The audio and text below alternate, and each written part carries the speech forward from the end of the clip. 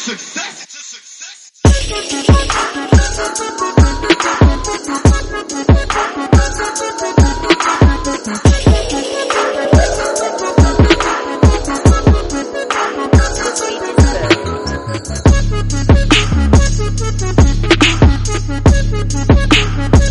What's up? What's up? What's up? Welcome to your new favorite podcast, The Ain't Shit Show, which we're not going to be new anymore, coming soon.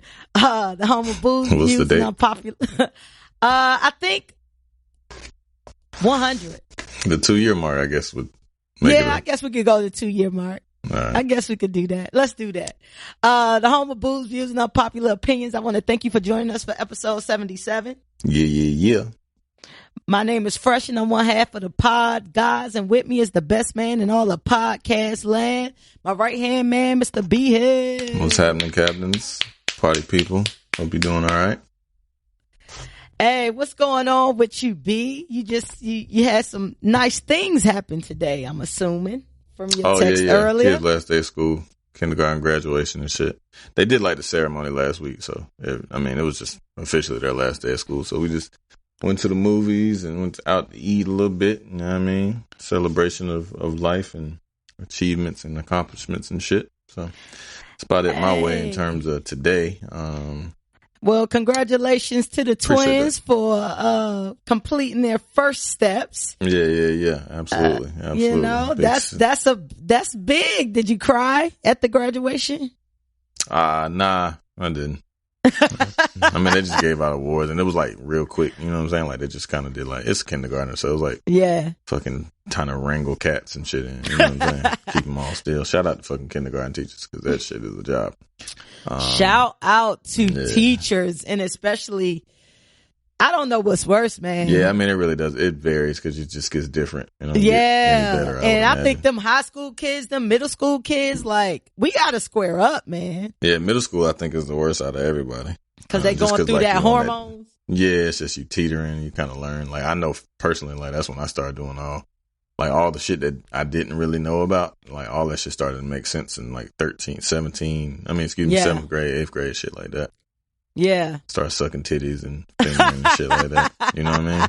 It's funny because I hit Dr. Bone and shit. Dr. Bone, like, I hit her for, we were DMing about something, like, some random shit that she had posted and I was laughing or something.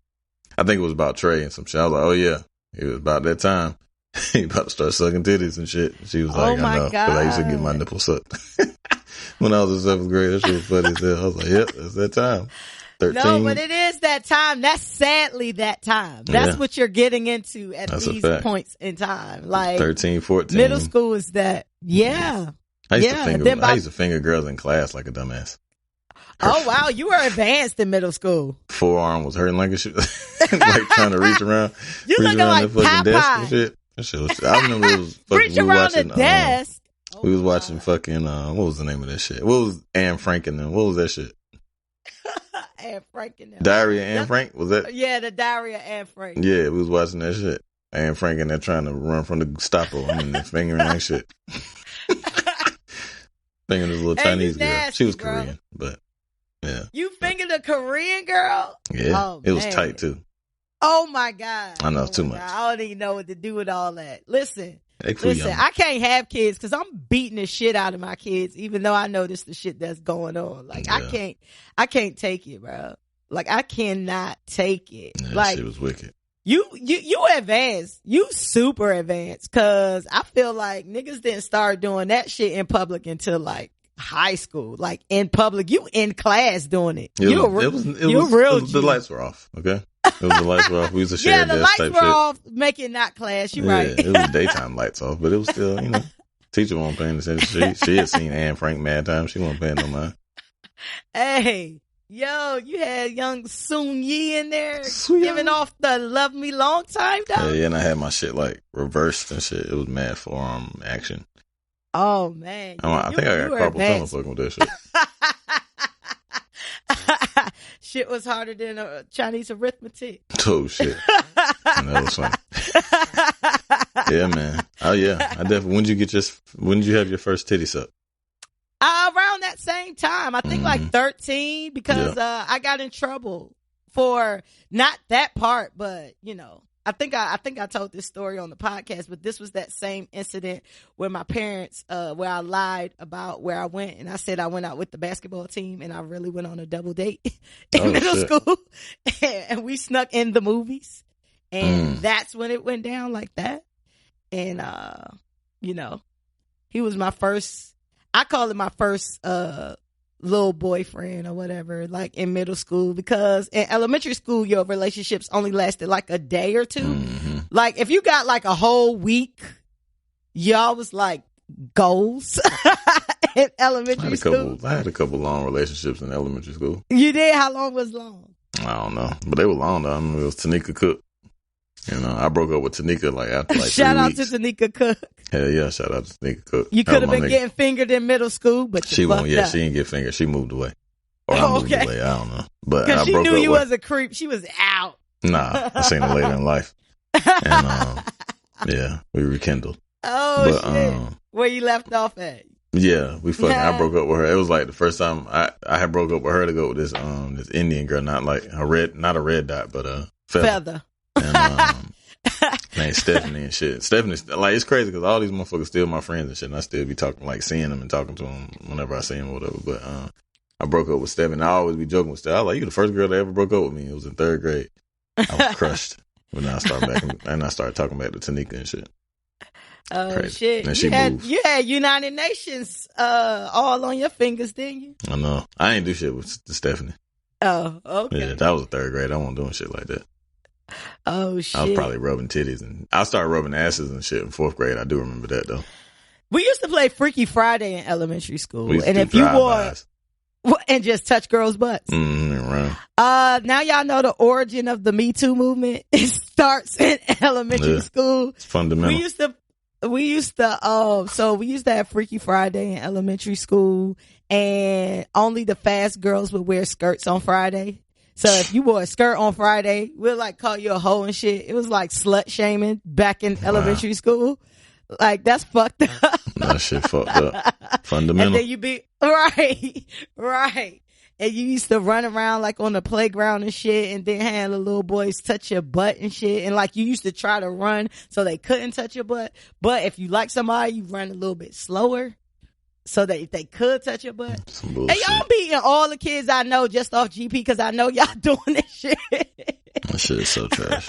It's so lit when you got boys, but if you got a little girl, that shit is trash. Oh man, here you go with the misogyny again. Yeah. Hey, did you get any feedback on the last episode? Not I think. Nope. I don't think so. Oh, that's interesting because a lot of people hit me about the last episode and about the views and opinions expressed on the last episode. Oh yeah, it was. Yeah, had some points. Yeah, that I mean, it was some were upset about some of the views that were expressed on that episode, and but everybody has their opinions, and I think that's one of the reasons why I eat don't make you shit, and vice versa. Yeah, I said that one of the reasons me and you do this podcast is because we don't agree on most things. And that's what makes good content. I'm gonna express my points, you gonna express your points, and we gonna go from there. Either we gonna grab a couple of each other's points, or we gonna say, well, we agree to disagree, and you know what I'm saying, like keep it moving or whatever. But yeah, it was interesting. I thought somebody would have hit you because a lot of people hit me in regards to the episode. But I did get a lot of feedback saying that it was a really good episode. Thank you for listening. Week. Come back every Thursday. We'll be there. Yeah. Most times. Yeah, I just, when it comes to the boy girl thing, it always just baffles me. It's always going to be a court. That shit has been since the test of time. You know what I'm saying? And it really gets funky when you have children. You know what I'm saying? So I would think that's when the changing process would start. You know what I'm saying? That's when you would want to break the cycle. You know what I'm saying? I don't know. It just depends. I mean, like, it's like I said, like, it's just however you and the person that you're raising these kids with, kind of view things, and me and my wife are kind of equally yoked in that regard. Do you feel like your wife is equally yoked on like the misogyny part? Like my boys can do this, and my she girls. don't want her boys doing wild shit, but she understands it. You know what I'm saying? Like you know what I'm saying? Like, and I don't know. I think you just got to protect girls. Like, girls should be protected a little bit more, in my opinion. But don't you supposed to raise your boys so girls don't have to be protected as hard? If you raise your boys in a manner in which, girls don't have to be protected as much. I mean, yeah, but they still got to be protected. I think girls are just more precious, in my opinion. So I think they deserve and garner a little bit more protection than boys do. That's just my opinion. So. Yeah, I mean, I think that part, I agree with you 100% on that part, but I feel like the root cause of this overprotection is because we're raising our boys to be fucking savages, because they've been savages since the beginning of time. And it's just like, okay, well, who do you want your daughter to be with if everybody's raising the boys to be savages and the little girls to be princesses? So, I mean, who are these little girls going to date? Nobody's raising their kids. I mean, I'm not raising my sons to be savages, but it's definitely a disparity in the two. Like, I mean, it just is what it is. Like, I mean, I'm going to tell I'm going to have my sons respect women and do all that. But at the same time, like, hopefully they'll be blessed with, things that make them attractive to the opposite sex. So, you got to kind of, appeals to the masses and shit. So, I mean, you just got to kind of feel away. If you find a girlfriend that you want to plan on spending the rest of your life with, then that's cool too. We're going to have a conversation about that. It's a conversation about everything. You know what I mean? But like, I'm going to give you the game. At the end of the day, it's what you do with it. You know what I mean? I'm going to try to guide you in the right direction that I think is right. And then if you feel like it's the opposite, way that you want to go, I'm going to go through the pros and cons of that shit. And then what you do with it is what you will. You know what I mean? Like, my little sister got fucking married when she was fucking 20. You know what I'm saying? 22, she's not married anymore. You know what I mean? She's not 22, but you know what I mean? And I got a little cousin that got married early as fuck, and that shit didn't work out. You know what I mean? So it's just like, I mean, it's trial and error. Life is filling in the dark. You know what I mean? Like, you got to kind of figure out what's best for you. You got to give, the best tools. I think I was equipped with pretty good tools, but at the same time, I also had to learn on my own. Living in life is the best teacher that can ever be. You know what I mean? So. It's just interesting how, children take their own paths. Like, all you got to do is give them the fundamentals and the groundwork. Right. You lay the base. You lay the base. You know what I mean? So, So if you laying different bases, that seems like where the disparity I mean, it's not going to be laying different. I'm not going to be laying different bases, but I mean, it's just certain things that require certain sensitivities and certain ways that you do shit different. Like, girls are different than boys. You know what I mean? And I'm experiencing that now because my little girl has a fucking attitude every fucking 2 days. You know what I mean? Over little small shit. My sons could give a fuck about it, and then they fucking wild as hell and they want to fight. So it's just different. Like, you just massage shit in different ways. People are different and species are different and women are totally different than men. So you have to treat them accordingly. So, little girls are totally different than boys in most cases. So, especially in my house. So, once we get there, we'll have conversations and shit, and we'll have conversations along the way to make them the best people that they can be. And then we'll just figure it out the rest. You know what I'm saying? Cause I'm still trying to figure it out my damn self. I feel you. At the end of the day, the report card is based on how the children turn out. So, you won't know until you know. And, shout out to all the parents that's, figuring it out and doing things the best way that they know how. You guys definitely have a big responsibility into shaping little people into productive human beings. That's a big task to take on. That's a big task to even desire to take on. So, shout out to y'all for that, man. What you do this weekend? What did I do? Friday, I went to Greensboro. I had to check on my house that I am trying to flip. So I got some carpet and some fucking shit going on in there. So I'm getting that shit squared away. And then it was a dual trip. So my nephew, not by blood, but still my nephew, he graduated from high school today, and it's interesting enough because like he has an interesting dynamic in his household. You know what I mean? Like, his dad is like basically my older brother and shit, and then his mom she has two other children by two other men or whatever, and then like the older sister is extremely ratchet and fucking hood as fuck and like be stripping and all type of shit. But he's like super cool. Play basketball, you know what I mean? Smart, going to A&T, hopefully he's going to A&T. He's unless he gets like some other offers for basketball because he can hoop.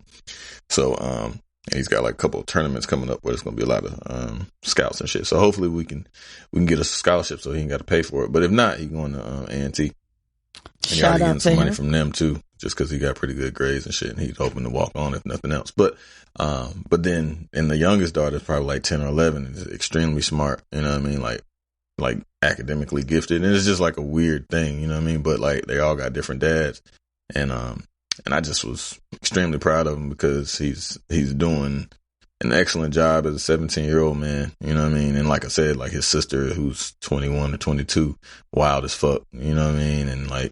He'd be over there, but then he'd be like, nah, I ain't gonna be over there because they be doing too much crazy shit. You know what I'm saying? So he already got the thought process, like, you know what I mean? Like his mind is on the right track. And I credit that a lot to his dad because his dad is a good dude, you know what I'm saying? And kept him on the right track for the most part. And me and his other uncle and shit, I feel like we had a hand. He had a good family or whatever.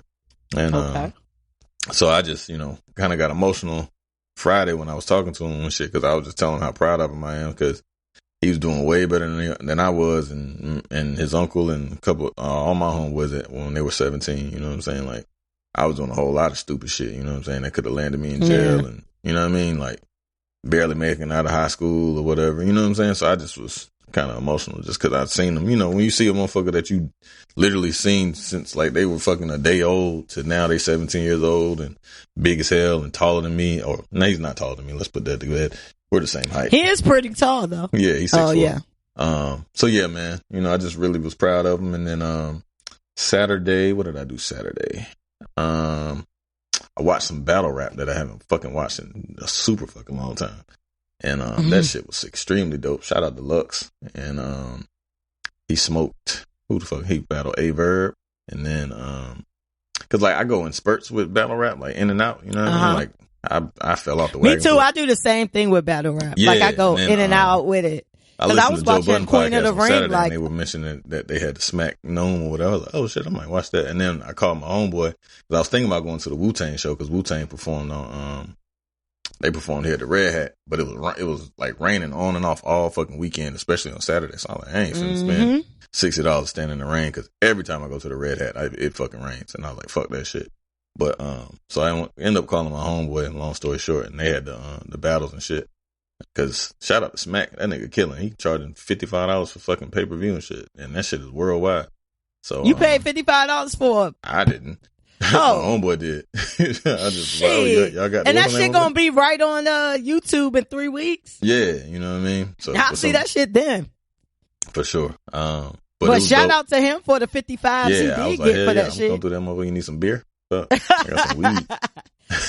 But so we watched that shit, and shout out to Geechee Gotti and fucking Sue Surf because that shit was an amazing battle. I had never heard of the Geechee Gotti nigga. Sue Surf, he's an OG in the game. Low Deluxe, OG, A-Verb. But the Geechee Gotti nigga from Compton, he was fucking crazy. I never heard of him. He is fucking retarded. Nigga is fucking crazy with it. That was a really dope battle. It was the one. It was the one before the main card with Low Deluxe and shit. So it was dope. And what I do Sunday. Oh yeah, I also went to see Dark Phoenix. Shout out to all my fucking nerd superhero fucking movie enthusiasts. That shit is really good. Yeah, because I don't even know what the fuck that is. That was the new X-Men. It was with Phoenix and shit. Jean Grey turned into Phoenix and shit. Shit was really dope. So yeah, I watched that on Saturday. X-Men the only one I know a little bit about. Yeah, that was Well, Jean Grey, she like, if you know anything about the comics, like she's basically the most powerful fucking mutant or whatever, and then she ended up being, like in the comic book, she turned into a fucking Phoenix and shit and did all this other shit. So the movie came out this past weekend. And it was really good. Apparently they lost a lot of money though. They said they lost like $100 million because they only did like 15 million worldwide, which is crazy. I didn't even hear of it. Yeah, shit. I don't know. They ain't promoted well. And then it was supposed to come out like 2 years ago. So they kind of, I guess, I don't know. I don't know what happened, but that shit was good to me. I enjoyed it. Hey, you know of do you know about the AMC pass or something like that, like AMC VIP pass or something like that? I seen something about it. I just actually left the movies. We just seen Secret Life of Pets. I took the kids to see that for their little graduation shit. But I know AMC on Tuesdays have $5 movies. That's all the time. But then they got some shit like summertime where I think like kids like 17 and under can go to the movies for $5 at any time throughout the entire summer. So, but I don't know about that pass shit. I need to look that up. So the pass is, and I'm thinking about getting it, especially for the summer, because it's been some movies that I want to see, and they'll definitely pay for itself. Because here in Atlanta, I'm paying no less than $15 most of the time to see a movie, and it's $29.99 a month. And you get to see 3 movies a week. And you get to reserve the movie and everything right from the app and everything for $29.99 a month. So, you know what I'm saying? If you going to see 2 movies, it's going to pay for itself pretty much. You know what I'm saying? Do you get to take somebody with you, or is it just by yourself? So the way that it's set up is if you're bringing somebody with you, they can get like a discount ticket. Mm-hmm. But if you know it's like your movie buddy, I mean, I'm just gonna say your wife. I don't know who you go to movies with all the time. Yeah. But you know, if y'all go all the time, then you know what I'm saying, might as well just get 2. But it is a discount ticket. And and I think on Tuesdays as well, if you have the pass, you automatically get your guest a $5. Oh, okay.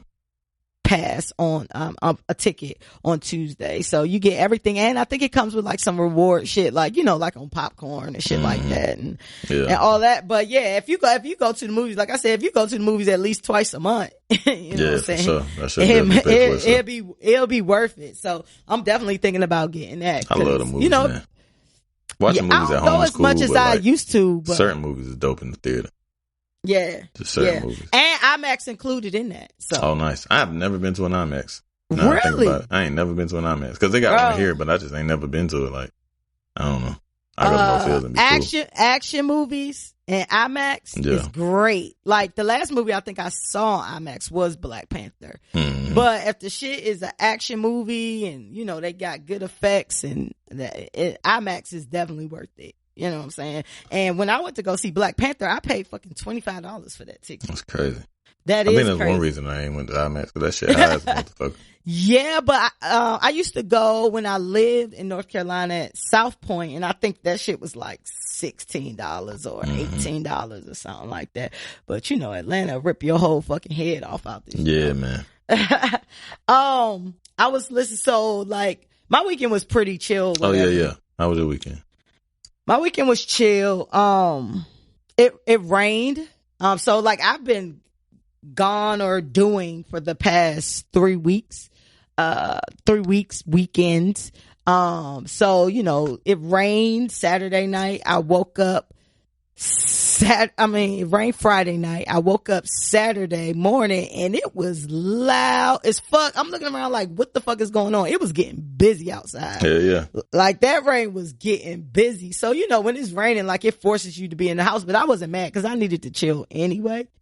I got some things done really kind of like on Sunday or whatever, but, it was pretty chill. I ended up listening to, I was doing some shit around the crib. And I was listening to fucking Twista, Adrenaline Rush. Good album.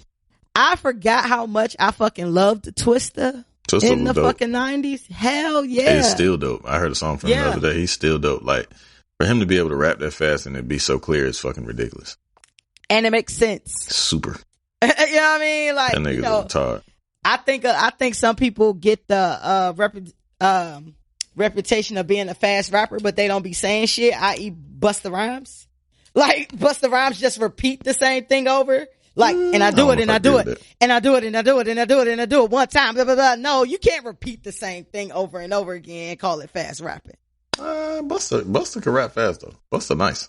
I like Busta Rhymes, but not for his fast rapping. When he does that fast rapping thing, I actually think Chris Brown do it better than Busta Rhymes when it comes to the fast rapping. Well, hot take. Yeah, hot take. That's my take. Speaking of Chris Brown and that fucking Drake, you're a fucking weirdo because you don't think that song was amazing. That shit is fucking retarded. No guidance. What makes it amazing? Like everything about it.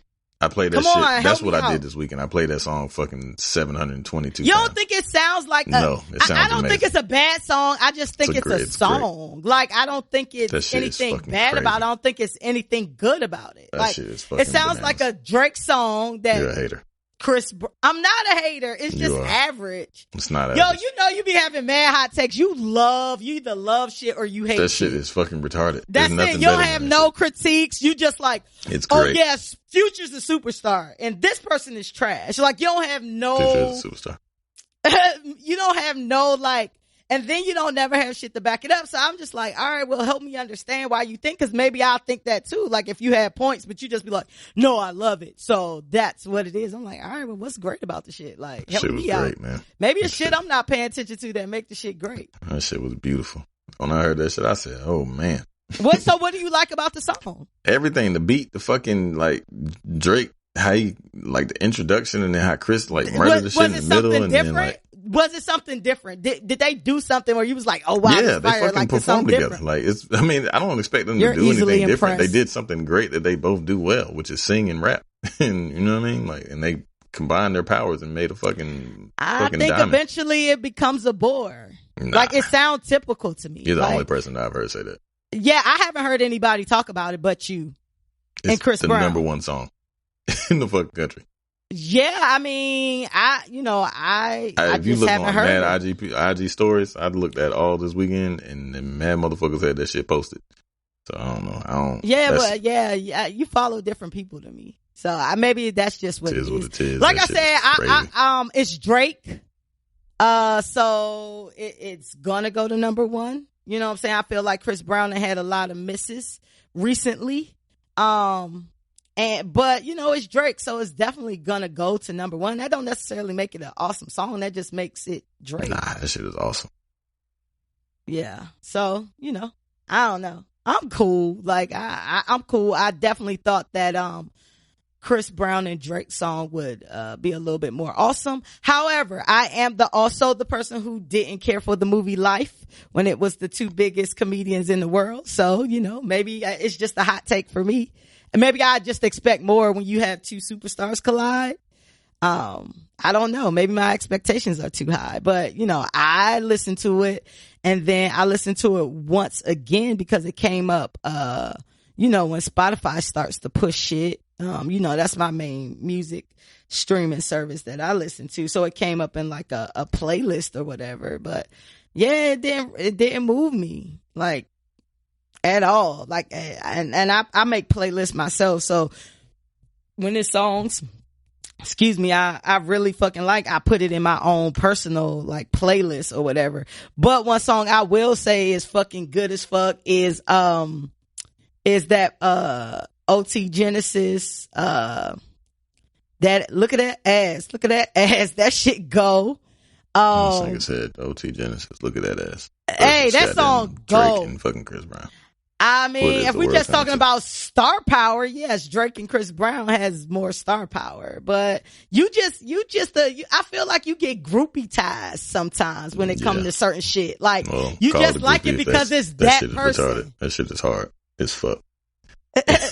Like everybody, like you're the only person that has said that they didn't like that. And I've that shit, at least 30 everyone. people. Like me and my old lady listen to that shit probably like 15 times on Saturday. She your old lady, y'all one person now. You know what I mean? Like y'all share, she like y'all that one big girl person Lizzo now. or whatever. I can't stand her. I fuck with Lizzo. Yeah, I ain't gonna say I can't Had stand her. That's DNA not true. I heard test her. found out A couple joints I did like, bitch. but other like her shit, her voice is just mad loud, so I can't really fuck with it. So I fuck with Lizzo.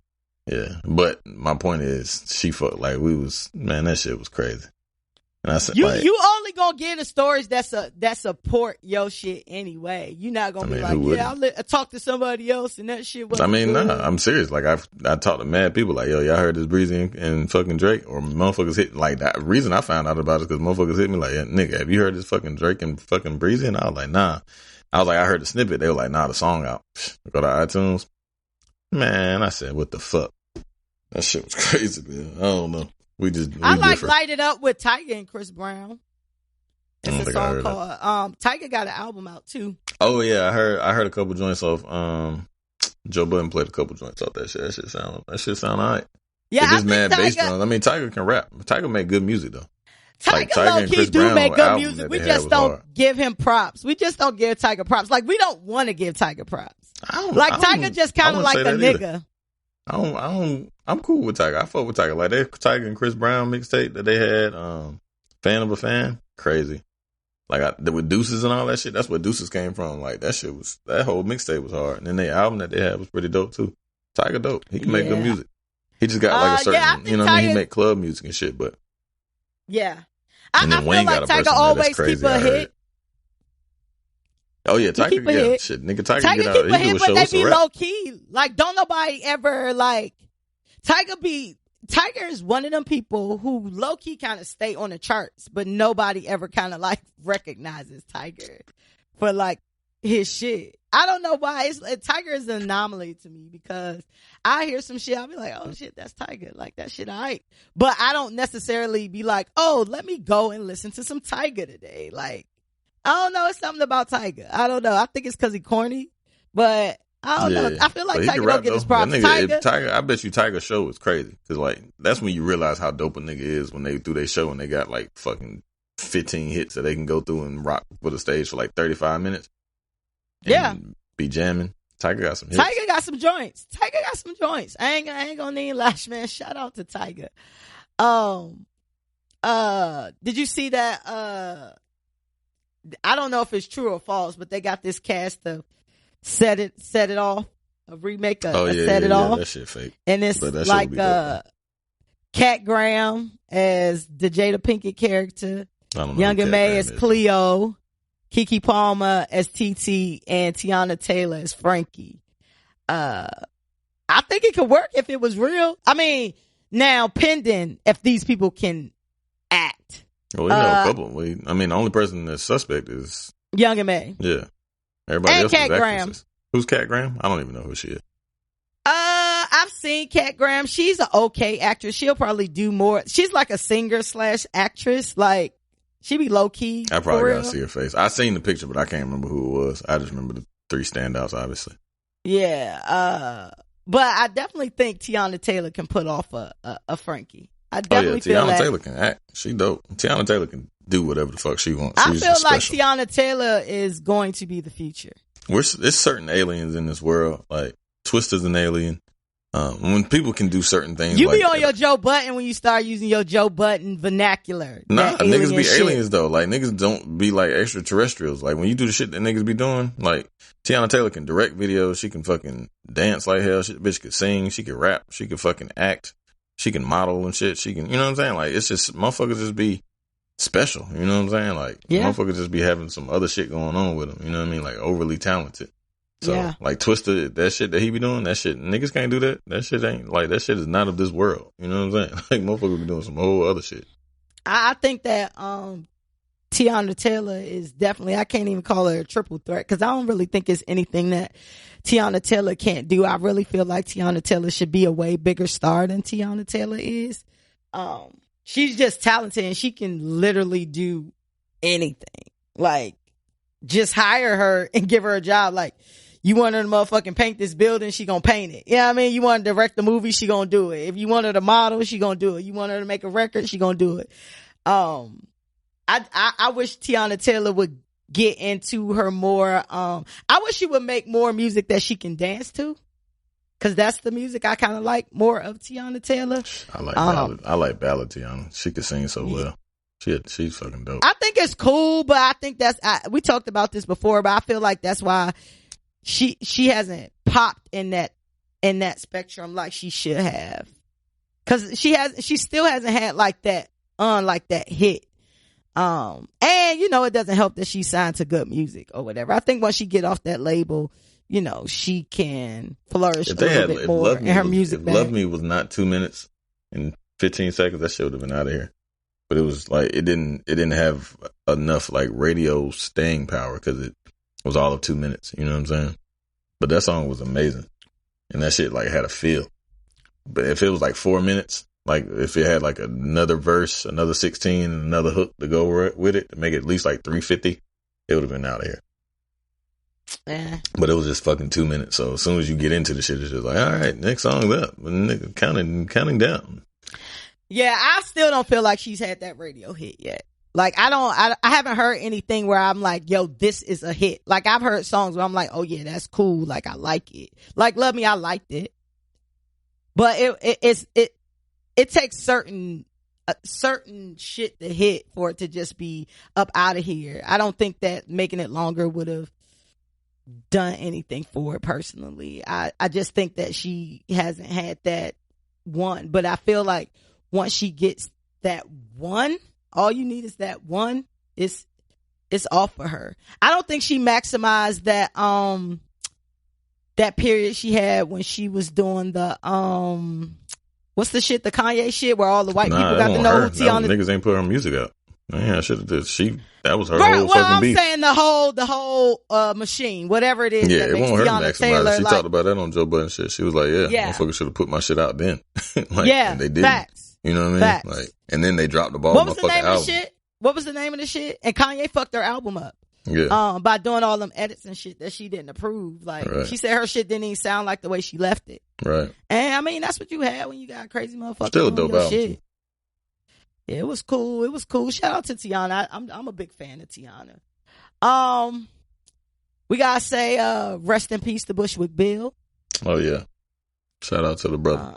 Yeah, man. Do your Googles on Bushwick. He got some crazy stories, man. This nigga jumped off. He tried to jump off the San Francisco bridge.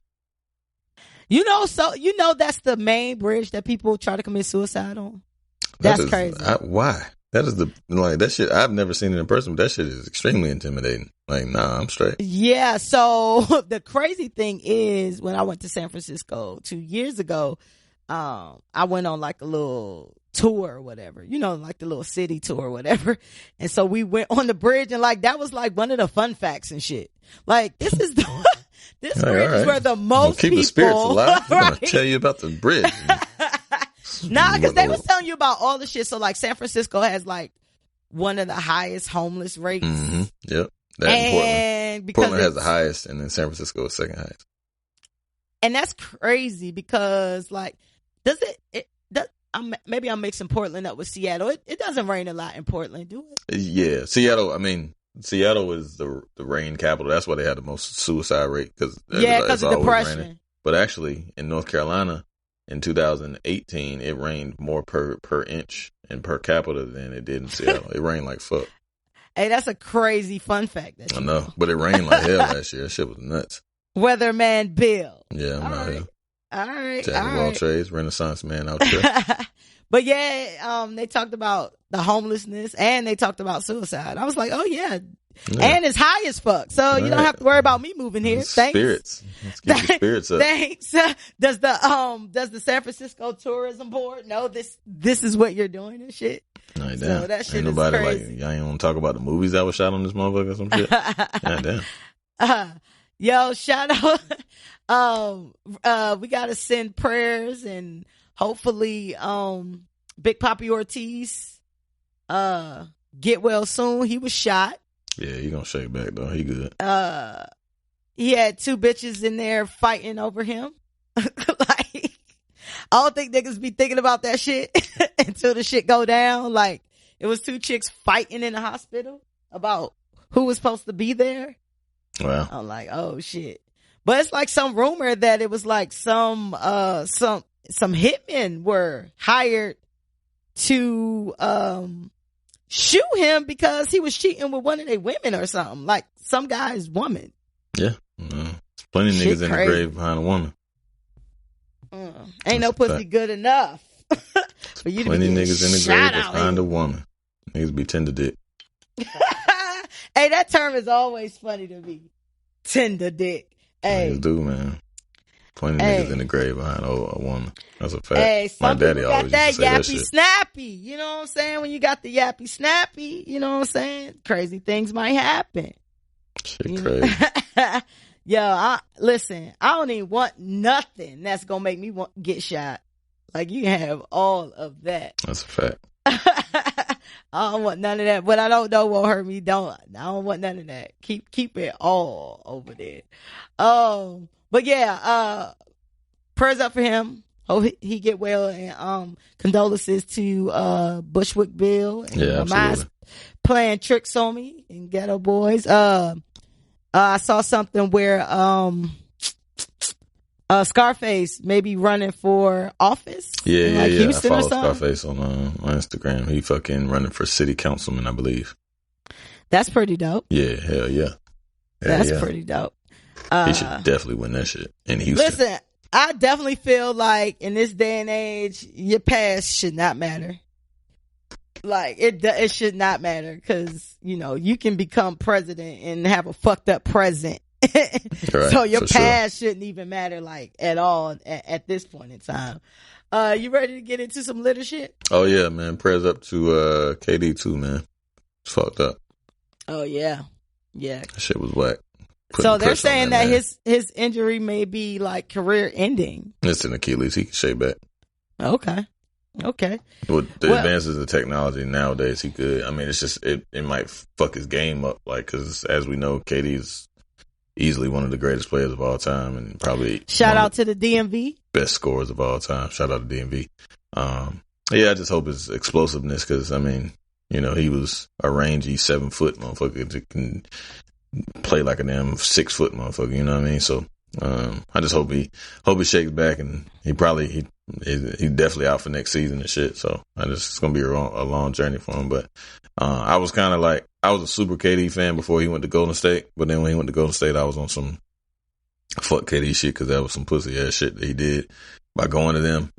But I don't give a fuck about injuries and shit. Injuries is that bullshit, and I still am an extreme fan of the game, and just watching him work is amazing. Even shit, the nigga was fucking, he had like 12 points before he got fucking hurt. Nigga hadn't played in 10 games and came out that motherfucker cooking.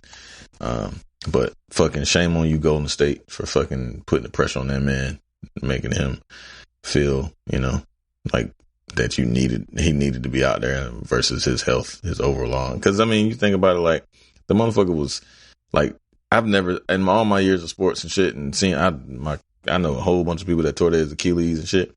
Never seen anybody ice like their Achilles, like, so clearly it was an issue. You know what I mean? Because they had it like on the bottom of his calf, and like that ain't how you do that. You know what I'm saying? So clearly it was some shit going on that y'all like rushed that man into and try to make him feel the pressure and shit. And I know, and that cortisone shot must not have been working. Yeah, and as an athlete, you always want to play, right? If you want to hoop or you want to play football, that's what you've done your entire life. So you, and especially in the finals, so you definitely, you know what I mean? Like your judgment is definitely jaded. You know what I mean? So of course he gonna think he good. So, but it was the duty of the people, above to say, nah, bro, you got to chill. Like, cause clearly it was something wrong with his fucking Achilles when he first got hurt. You know what I mean? Yeah. They ain't never release that to the news or to the masses or whatever, but, get well soon, man. That shit fucked up. It's going to hurt the league a little bit. You know what I mean? But yeah. Let's get lit of shit. Let's do it. All right. Let's do it. And, get well, KD, for sure. We're gonna go into litter shit. Litter shit is our pop culture segment, where we talk about all the fuck shit on your timeline. And let's toast it up. What you drinking, B Hill? I ain't got shit, man. I had some beer at the bar and some good old herbals, but I ain't got shit at the crib. I don't be drinking like I used to, so I don't really be having shit. And I drank all my beer that I had, so I had a couple Sam Adams at the bar though. They were pretty tasty. All right. Well, I am drinking water. But I am on drugs though, so you never know what you'll get. Yeah, life is like a bag of drugs. You never know what you're gonna get. Yeah, well, it's just weed, so it's gonna be some weed. May not be as good as weed as the last time, but you know that's how the game goes. It's better than Jamaican weed. Oh yeah, yeah. But B Hill does not have anything to drink, so he cannot put his cups up with me. We'll put your cup up so we can get individuals who don't know how to elevate their careers the fuck up out of here. So a rapper rolled up on Fofty. 50 Cent was not having it when an aspiring New Jersey rapper by the name of NFL Doom attempted to get his attention while he was out on a date with Black Ink Crew Chicago's Nicki Nicole. Y'all know Nicki Nicole. Cute. She the chocolate thick chick that used to date rapper 4 on Black Ink Crew Chicago. Young girl too. These rappers gotta start getting girls they age, or at least 30 plus. Like, but she's young. I think she's well under 25. But 50 was out on a date with her when NFL Doom basically was trying to force 50 to look at his IG, which is weird as fuck. And someone else was recording the whole interaction. So he rolls up on 50, asks 50 to kind of aggressively look at his IG because he can rap. 50 was clearly annoyed, and they kind of get in each other's face a little bit, and NFL Doom was like, you know, you gonna hit me because I'm telling you I got talent. And 50's like, are you crazy though? It's not gonna work. Your shit not gonna work. You know why? Because you're stupid. The way you're approaching is wrong. There's nothing you can play me right now. There's nothing that's going to show me. Nothing that you're going to show me is going to help you. First of all, I want to say that what distracted me from this whole video was that 50's outfit was the most trash I've ever seen on a rich nigga ever. Like that, man. Like a nigga that's got that on will bust your goddamn ass. You hear me? With a nigga with a plaid shirt and some carpenter fucking shorts. Like he dressed out of fucking 1997. He looked like your uncle's finest. Like that nigga just came home. That's what just came home fit. Facts. Yeah, man. That shit was crazy. Oh, I was like, what the fuck? 50 wanted to beat that nigga ass. And then he seen the nigga was recording. He was like, oh, you recording this shit? I'm gonna beat you. Like, he was about to steal that nigga. Like, his feet squared up and everything. And the other buddy, his feet won't together and then. Hey, like, what do you think this nigga was thinking? I don't understand how people want to strong arm people in their favor. Like, certain people, especially. Like, yeah, like you got certain niggas you right? just don't fuck with. Like, you see the nigga like, yo, Fifth, you know what I mean? You talk to the nigga, if you could read his energy. 50 is clearly a piece of shit, you know what I'm saying? Yeah, like, clearly he's not a piece the one of shit that you probably want to just run up on, you know what I mean? Like, it's not like it's Tiger. Yeah, that's not the one. You don't want to do that, you know what I mean? Like, that nigga will beat you the fuck up, you know what I mean? With no fucking hesitation, as you could clearly see, because he was definitely, if that camera would not have been there, your ass would have been whooped. Yeah. That's a fact. Yeah. And 50 definitely would have knocked that nigga out. Nigga and had a long sleeve shirt on with shorts. Chick fuck too. you doing? No, I can't say that because I do long sleeve shirts with shorts. It just wouldn't have been that particular outfit. I do sweatshirts and shorts. I can see that. Yeah. Yeah, I do sweatshirts and shorts. Oh, I'd be too hot. But yeah, but that no. See, you gotta do it at a perfect time. It's like that weather where you can wear shorts and you don't have to wear shorts.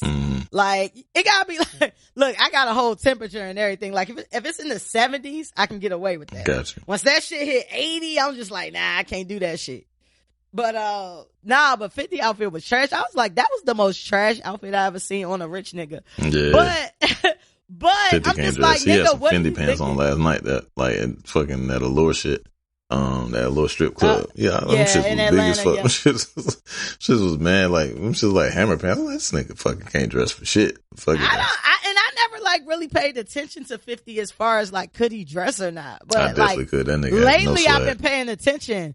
Hey yo, you sent me that shit with Fabulous with a fucking ankle bracelet on over some socks. Shit is ridiculous. I'm so with some sad pink for ass Fabulous. shoes, like, you know what I mean? Like, them shits was I'm the fucking. Sad.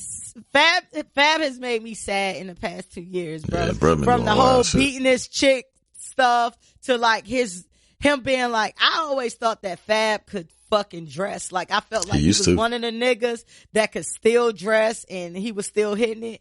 And then I don't know what happened to Fab. I don't know what Fab going through, but whatever it is, I think you got like 2 Chainz stylist or something. I don't know. That's a terrible dress man as well. Good gracious. Yeah. I don't give a fuck what name is on there, but that shit is ugly. Yeah, man. Like, labels don't make you fresh. Let me tell you that. Cause 50's outfit could have been a fucking $500,000 outfit. We wouldn't have known, but that shit was still trash. It wasn't though. That shit was old Navy as fuck. Them shit was some Levi's cargo shorts and a fucking possibly like a polo. That shit was trash. That was not a good fit. Disappointed. Oh man. You know what's funny though about this instance and about homie running up on 50? And of course, let's take away from the fact that it's 50 because that's already a bad idea. I say the same thing about scorned lovers and shit like that, where they torture a person thinking they gonna get them back. You know what I'm saying? Like, you can't be rude to a motherfucker and hope that it goes in your favor. I've never seen it work. Bro, if you have to square up with a motherfucker and then you like continue to try to talk to him after that, that's not gonna get you anywhere. Like, if we have to potentially square up, like, I almost raised my fist and I have to set my feet to possibly either withstand a punch or give a punch. True. The conversation after that is pretty much null and void. I don't really want to hear shit else you got to say. You know what I'm saying? And you shouldn't really want to hear shit else I got to say. But listen, here's my thing, right? So why wouldn't he just be like, okay, the whole shit was wrong. Just know that I'm laying that here now. You asked the nigga to look at your Instagram. He like, you going about this shit all wrong, right? So he not even really fucking with you at this point. At this point in time, I'm just gonna start rapping like a bitch. If I'm gonna go with this nigga's approach, cause I wouldn't go with this nigga's approach. But I'm just gonna start rapping to show that I can rap. And maybe that would change his mind, but this nigga is like dead set on you looking at my Instagram. That's weird as fuck. This nigga ran up on me in fucking Atlanta, man. That nigga was getting on my goddamn nerves. When I came down to Atlanta, and this motherfucker was like perusing the baggage claim of fucking trying to get on and shit. Like, he's like, yo, perusing the baggage claim. That motherfucker was like, yo, listen to my seat. I'm like, bro, I ain't got time. He was like, come on, nah, you good? Like, I respected the hustle. Oh, I give a nigga you good in a minute. Like, yeah, nah, I'm straight, bro. Like, I'm good. Like, I'm tired. And a CD, what I'm about to play this shit on. Yeah, and then you sound like a bullshit ass. Yeah, he was like, well, nah, I'm good. I got you right here. And I'm like, yeah, I'm walking to the Uber. I'm like, this nigga is fucking ridiculous. Like, and then I'm like, here, man, here go $5, bro. He was like, nah, I don't need your money. I was like, nigga, you need the money. You out here fucking at the fucking airport. Like, you me. I'll do that shit too. Like, I'll give some, I'll be like, here go, you know, and then whatever. the nigga was like, oh, nah, I don't need your $5. Like, I don't do this for the money. I do it for the love. I was like, well, love can't pay no fucking bills. So you either take this $5 or you don't. Cause either way, I'm cool. Like, I don't give a fuck. You know what I'm saying? Like, I respect the hustle and I'm trying to, you know what I mean? Support a black man doing his thing, but you can get my $5 back. He was like, oh, all right. And I was like, well, shit, nigga, all right. And he was like, nah, I'm straight. He was like, yeah. I mean, I normally charge. Motherfucker said he normally charged 10. I'm like, man, if you don't get the fuck out of my face, bro. Get the fuck. I hate when niggas nig, bro. Like, yeah, bro. Like, are you fucking, like, nigga, you out here and you not even dope. Like, I mean, like, you want nothing special. Like, you know what I'm saying? Like, you sound like Big Crit or some shit. You know what I'm saying? Not even a good one at that. You know what I mean? Shit piss me off. Like, fuck out my face, bro. Listen, I was in traffic, right? And so, it was on one of these hot days, like a super hot day or whatever. And it was all these like nappy headed, dusty ass little boys, selling water, you know, on the side of the street and shit. Right. So I always had this thing like, you know, it actually was a meme that I saw like a couple years back. And it was just like, you know, if, you know, something about like kids selling, if you see somebody selling water on the side of the road, support them because they could be selling drugs in the shade. Right. Yep. So that kind of stuck with me. Right. So anytime I see like kids or anybody for the most part that's black, you know what I mean? That's like selling water or whatever the case may be. Like I always try to support or whatever. Right. So it's these little dusty ass, like, little, you can tell like they don't come from a kept home, like whatever. So they're on the side of the road trying to sell water, and you know, when the light go, you know, red or whatever, they walking in between the cars and shit. So I see him. So I don't need no water because I literally just brought water like out my crib. So, I'm just like, you know, I'm gonna help the little niggas out or whatever, right? So I hand this little nigga a $5 bill, right? He come up to the door with the water. I was like, I'm good, but here, I passed this nigga the $5. The nigga snatched the $5 and keep it moving. So I said, you welcome. And the little nigga gonna look back at me like I did him wrong. And I was like, little nappy headed motherfucker. Man, that shit, man, like, that shit, I'm telling you, man. Bro. Shit make it tough, man. Black folks like, make it tough. They do make it tough, man. Like, the least you could have said was thank you. Like, yeah, like, I don't need you to throw me a parade or no shit. Like, but good look. A like, simple Appreciate you, man. Because now you got, cause I could have gave you the $5 and asked for 5 bottles of water. Then you would have 5 less bottles of water. Right. I'm giving you 5 and you can still make an extra 5 off these bottles of water that I didn't take. Right. But I was like, you little motherfucker. Like, and he looked back. I was like, you little motherfucker. Cussed him straight out. And he looked back like, I don't give a fuck about you, and kept it moving. I was like, yeah, ain't no returns. I'm out. Right, exactly. How would you approach somebody that, you know, you trying to, connect with, period. Like, whatever, you know, you trying to do. Like, you've been selling, like, real estate and all that, and I know you mentioned, like, envy. Like, what would you do? Like, if it's anybody that you trying to approach, what would be, like... I'm gonna just be cool. Like, I'm just be myself. I ain't gonna be no weirdo. You know what I'm saying? Like, I'm like, yo, what up? You know what I'm saying? What up, bro? Like, my name done. Nice to meet you. Introduce myself. You know what I'm saying? Just like any normal interaction. Like, you know what I mean? Most people don't know you from a can of paint, especially if they're already a known person. So they always got, you know what I'm saying, people coming at them and shit. But just like a normal conversation, that's pretty much what, like, any person, you know what I mean? Like, just come at them with respect, you know what I mean? Like, don't come at them crazy. And if they see, like, they giving you the cold shoulder and shit, and they don't feel like being bothered, like, I'm a human too. I don't be feeling like being bothered. If I'm on a date with an old lady, like, I don't feel like talking to you at this particular time, you know what I'm saying? And I would take that same energy, like, cool, I appreciate it, you know what I'm saying? Like, I ain't finna dick ride you and none of that shit like that. Yeah. Like, you know, just a normal interaction. I always say looking like a groupie, bro. Like, so I feel like I be passing up on a lot of opportunities. That's my own personal thing I got to deal with, though. But, you know what I'm saying? Like, you know, these celebrities and shit, like, you know, I'm in Atlanta, so I see celebrities all the time, you know what I'm saying? So, when I see them motherfuckers, I be trying to act super duper normal. Like I don't even see you and shit. You know what I'm saying? Cause motherfuckers do be dick riding all the time. And the last thing I want anybody to ever think is that I'm a fucking groupie. But you know what I'm saying? You gotta understand, like, on my part, like, if I see somebody, like, I done had like, you know, chicks with me or whatever, and I'll send them up to the bar to go talk to somebody, like, about my podcast. I'll be like, here, take this card up, because I was in one spot, it was Fat Joe in there, and, you know what I'm saying, it's been other times or whatever. But I know, like, especially males, like, they gonna respond better to, you know what I'm saying, something in a couture dress with a fat ass that's gonna walk up on them. You know what I'm saying?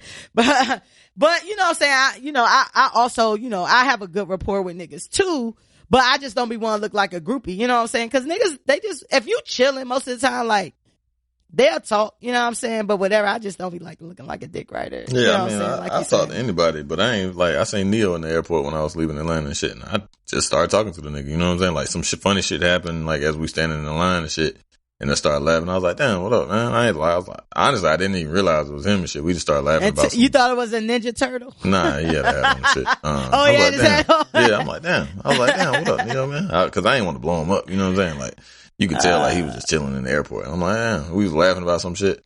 And, like, I was like, this bitch crazy or some shit like that. He turned around and started laughing and shit. I was like, damn. Oh, what up, bro? I was like, a big fan of your music, man. He was like, I appreciate it, man. And I just started telling him, I was like, yeah, boy, I used to have a goddamn, you know what I mean? I was just busting it up, like, cause his first album was one of my shits. So I used to damn. How tall is Neo?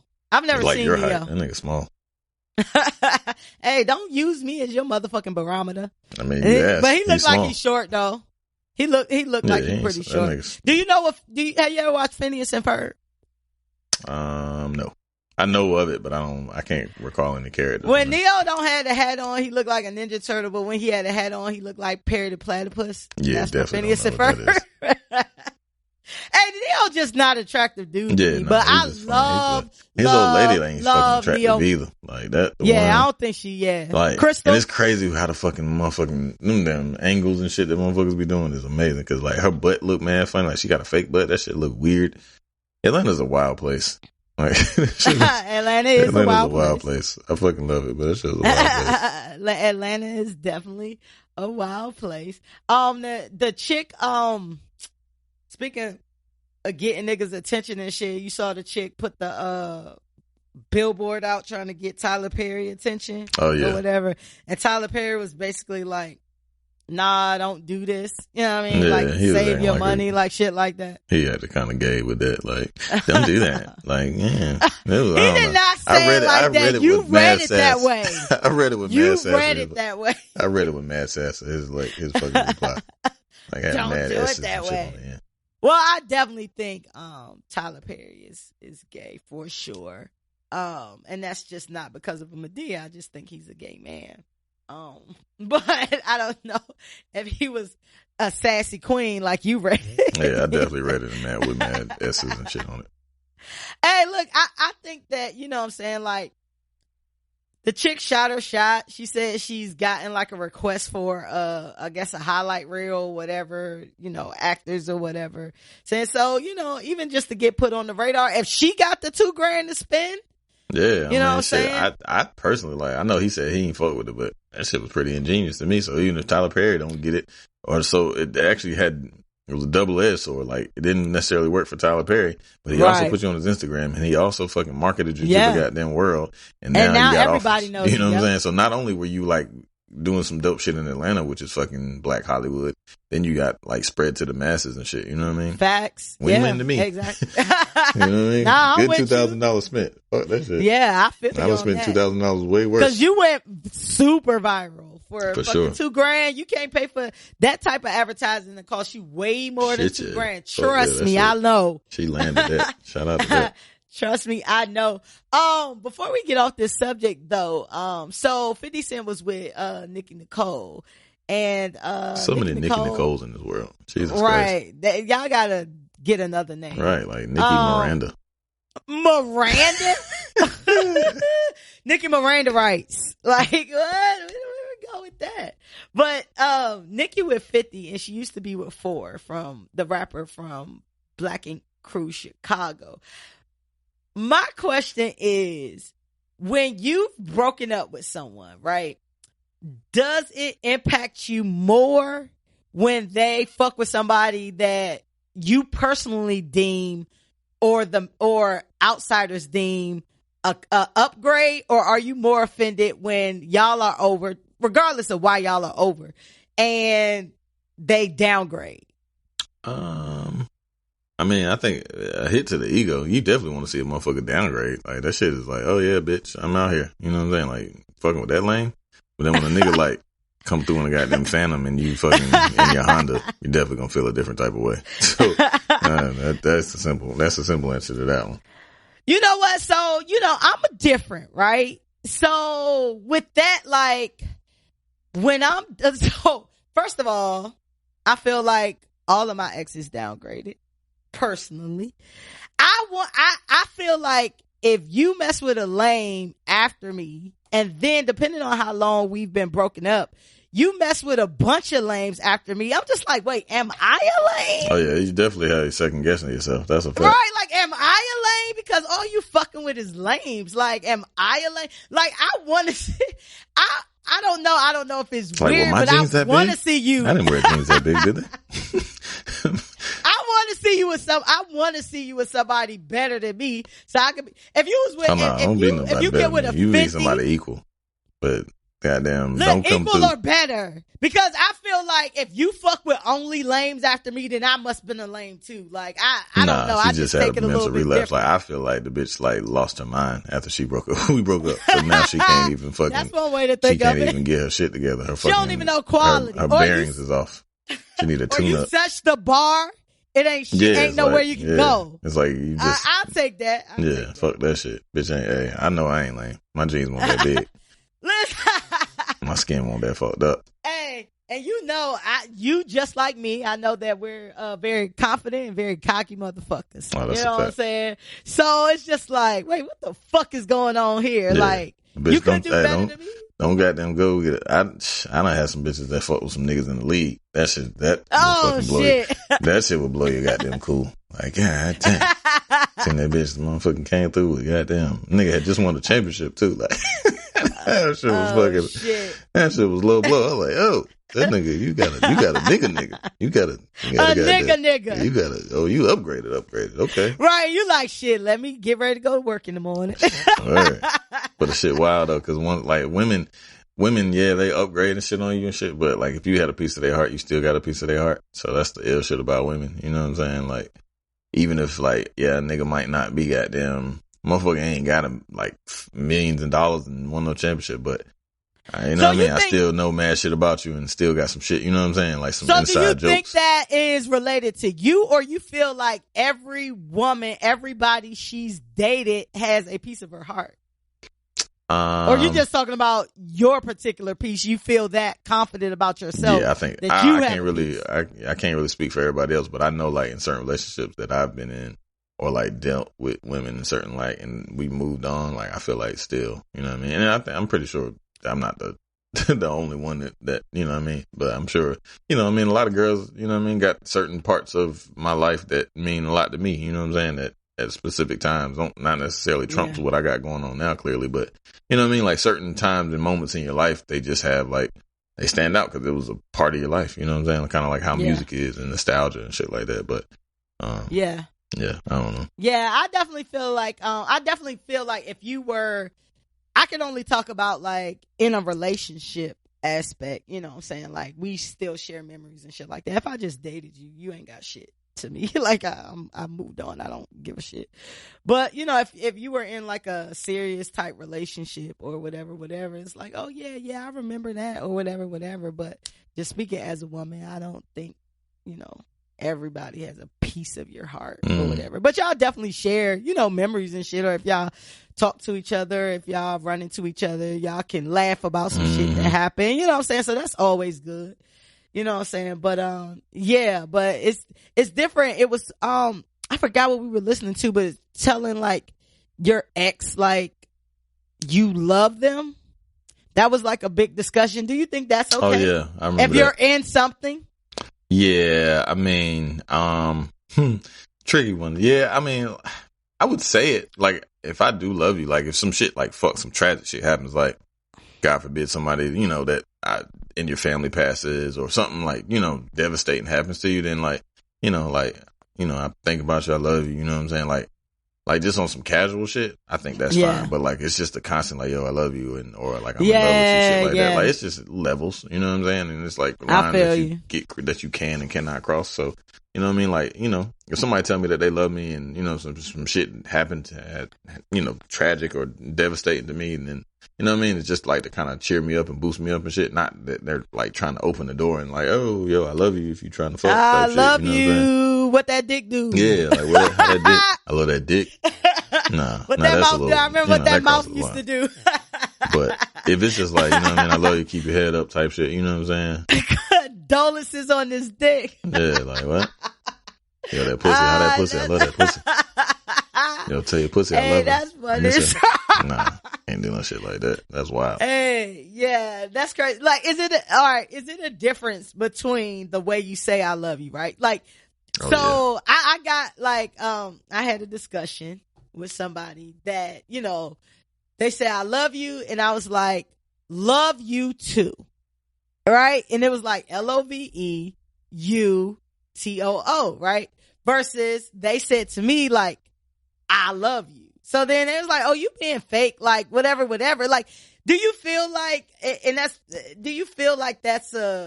a difference between like, I love you or like all mean the same? Like if you put heart emoji you, is it different than spelling out I love you versus that's like thank you. Love when somebody tell you I love you. Bitch tell you like thank you, man. You just gotta wrap that up like thank you. Like bitch, what the fuck? I ain't give you shit. The fuck? I didn't give you bitch, like that shit was too that shit happened to me once or twice in my day. I love you. I definitely tried the I love you type shit to kinda, you know what I mean, swoop my way in my early years. That shit didn't work too well. Sometimes that did work and then it backfired. Like, oh shit, bitch, I really don't love you. Sorry, I was just trying to get the pussy. But yeah, what were we talking about?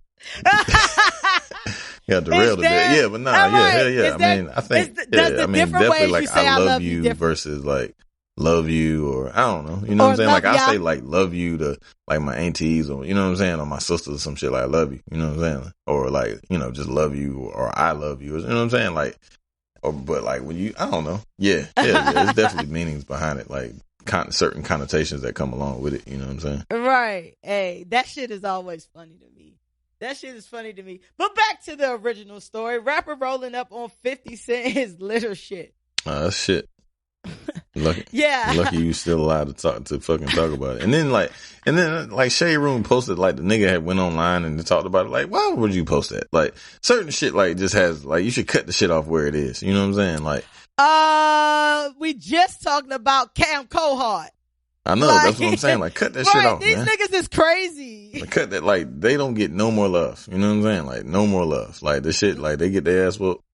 Like, Cam Cohart is that motherfucker. Like, now a little bit, not the baby. He just got a new video and like this shit. Like, they edited it and did like an extra scene to have him in there. Like, the nigga, the baby fucking his bitch shit. Cam Cohart coming in. That shit was funny as hell, man. Hey, every time I see videos like that, I think of is it Real Motherfucking G's? What's the what's the video from back in the day when like NWA and Dre and all them was beefing and they had the fake Eazy-E? Oh, you talking about in the video? That was Snoop and Dre. That was Nothing But a G Thing. Nothing But a G Thing. Okay, okay. Yeah, I was thinking about Eazy-E song. Yeah, that shit. Every time I see shit like that, had Luke on stage and shit dancing and shit. Yeah. It's one of the best songs to and NWA and Snoop and that whole wait to get LA. fucking old watching that shit. Like, nigga, when them niggas was partying and had all them 40s and shit, I said, God damn it, I can't fucking wait. I could not wait, bro. Like, that and like that I video think you West specifically, Coast low key that too. video specifically in House Party, like the movie House Party, like had me. Shout out the House Party. You said what? Shout out the House Party. Super shout out the House Party. Like super duper shout out the House Party. But that's like definitely one of my favorite movies. I definitely will watch that shit every time it come on. But like between like that video, Ain't Nothing But a G Thing, and fucking House Party, I cannot wait to fucking get old and party and smoke weed and like barbecue and shit. Like it's fucked up, but when the nigga like they shouldn't have done it, especially in these fucking times. But like when the nigga had put the when the girl was playing volleyball and the nigga like pulled her titties and shit. That's so loud. But it's not right. That's now. Nothing But a G Thing. Definitely not right. And then when they sprayed the fucking DLC sprayed the bitch with the she was trying to act stank and hit her with the 40s. Yeah. Like stinking ass bitch. She was bad too. Hey, I like seeing old school videos just to see how the caliber of eye candy changed. Yeah. You know what I'm saying? Like, it used to be chicks with like looking like Escape, like baggy jeans and shit. They only showed like they midsection and shit. Yeah, I just was looking and at then Aaliyah's bitches video. basically got naked. Yeah. Like, bitches now naked. On Urban Throwbacks, that's a good shit on IG to follow if you don't follow it. That shit Urban is dope. They be Throwbacks? having mad old shit. They just had Aaliyah on Hot Like Fire. That was my shit. And Aaliyah was fine as hell with them big ass clothes on. And man, it was mad. Like, the videos be wild. Like you said, like, mad niggas with their shirt off and shit, just standing on the fucking Hummer and shit. Like, what are y'all niggas doing? Like, what the fuck? Get the fuck off the Hummer. Just waiting on the fire truck to come through. Hey. That was my shit though. You know what video is funny to me? Soldier with Destiny's Child. Oh yeah.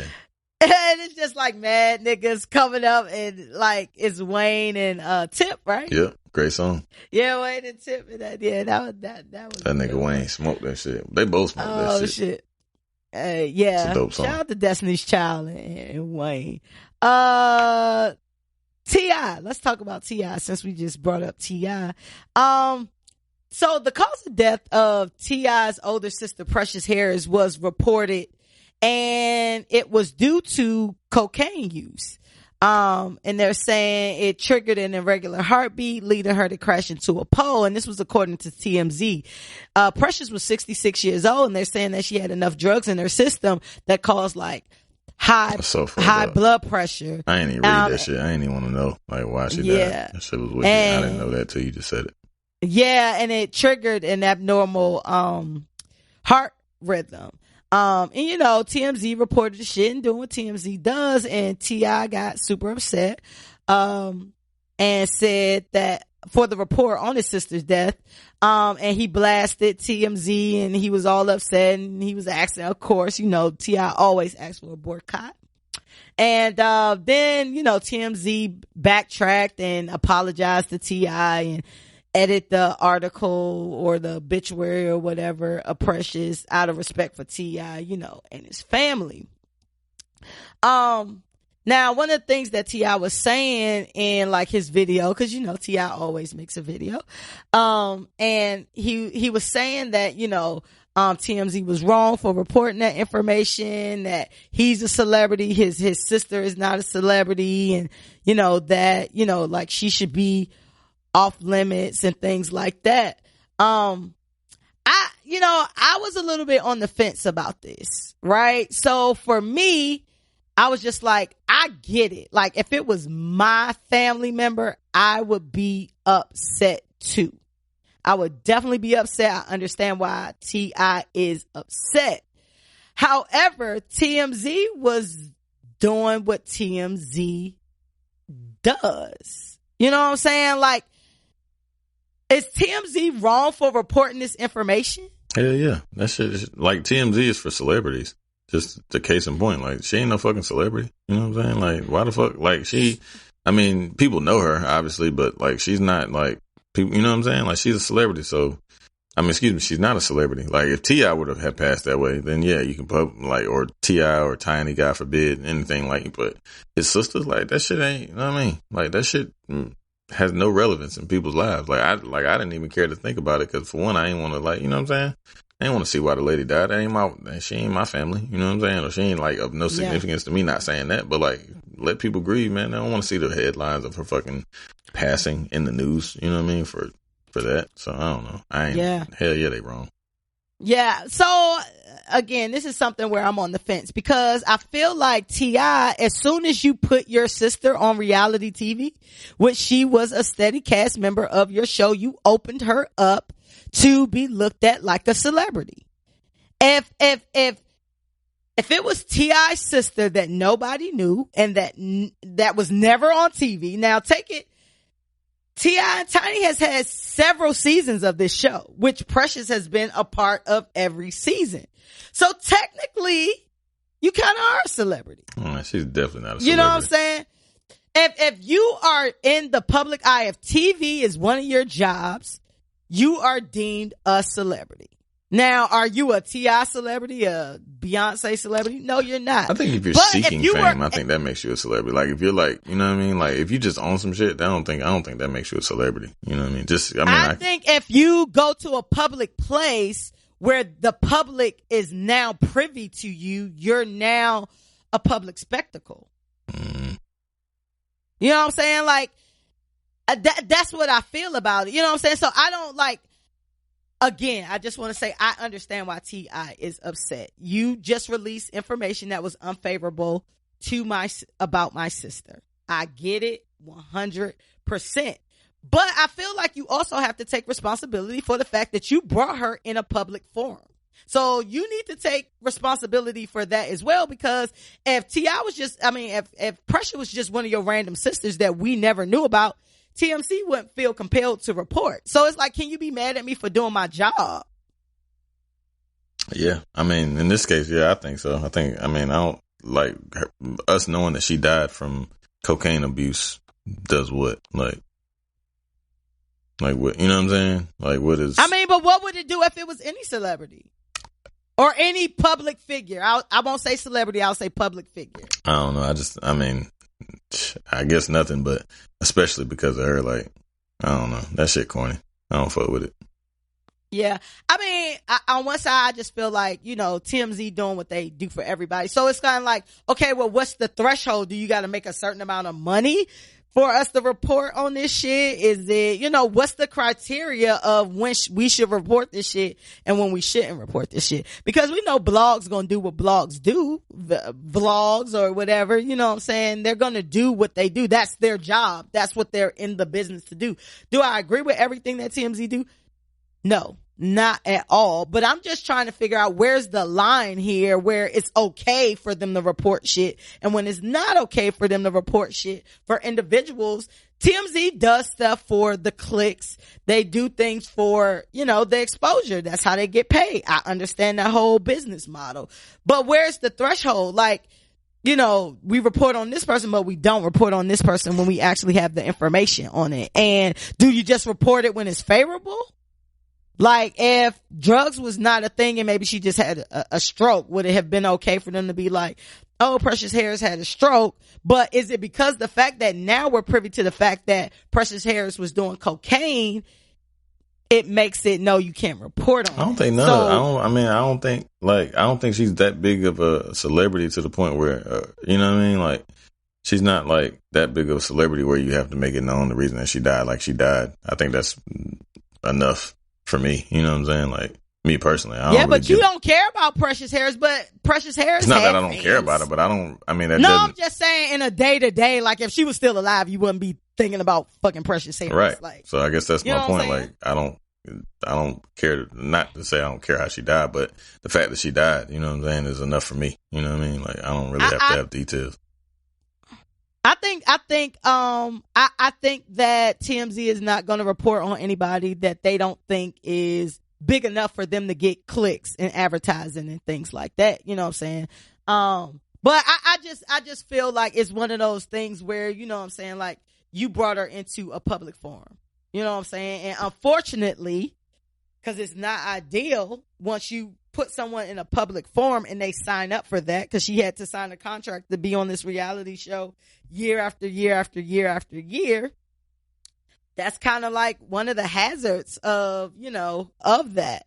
But, you know, TMZ did come back and they apologized and, you know, and all of that. So apparently, you know, they have enough respect for T.I. as a person, you know what I'm saying, to say, you know, my bad, we shouldn't have did that. But tomorrow they're just going to report on the next fucking celebrity or pseudo celebrity that they can, you know, talk about or whatever. You know what I'm saying? It's just interesting. You know what I'm saying? And I think that's for everybody. Like, you know, even us, like, if we got to a status in which, you know what I'm saying, we had masses giving a fuck about what we did, how upset can we fucking be?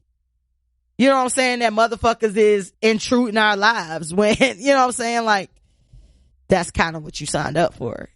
You know what I'm saying? It's not like it's some unknown industry where you just like, so. I'm That's going. another, like, it wasn't her personal life. You know what I'm saying? Like, outside of her, like, Tip and his family, like, it was Tip's family. And then she was just, you know what I mean, along for the ride. Like, I could see if it was like the Precious show. You know what I'm saying? Like, she was just, it was her brother. So it was a way for her to get a check. But like, she was there being with her, you know what I mean? With her nieces and nephews and shit like that. Though. Like, I don't that feel like it was comes Precious show. Like, if it was Precious show, then yeah. But like, she wasn't like a mainstay or anything like that. Even if it was like, say, a Shekinah, like, you know what I mean? Shekinah, yeah, more so, like, she's more in the, you know what I mean, prevalent and shit and has more shit going on and makes herself more known. Like, Precious, when she on the show, she's like, you know, one scene, maybe two, you know what I'm saying? Like, and that's being interacting with the kids or laughing or joking or some shit like that. I don't think it warranted, like, that big expose of that shit personally, but. Listen, I feel like it's salacious shit. And when you make yourself a public figure, when you sign up for that check, whether it's just to get a check, whether it's just to support your family, when you put yourself in a public forum for millions of motherfuckers to look at you, you know what I'm saying? Like, you sign up for that. You don't want that, and you hope that you can be a B-list, C-list, D-list enough celebrity to kind of fly under the radar. But, you know what I'm saying? Like, everything comes with ramifications, and I think that it's unfortunate. I just don't necessarily know if TMZ was wrong for reporting the shit. If they're going to report everybody else, I really don't care, you know what I'm saying, if they just didn't report on any of this shit, period. You know what I'm saying, as far as how any individual dies. But I just don't understand how, as far as outrage is concerned, what's the barometer of when we should report this and when we shouldn't? If this is our job, we report fucking salacious ass news. That's our business. That's what we do. So when I find out T.I.'s sister, who was on the show, who seemed like this very sweet lady, died of cocaine, it's like, oh shit, that's tea. That's pop culture tea. And I'm not saying it makes it right. I'm just saying, where is the threshold there? You know what I'm saying? So, but again, going back to it, you know, they apologized or whatever. So I think that's good as well. You know what I'm saying? But T.I.'s sister cause of death being reported on, TMZ is leadership.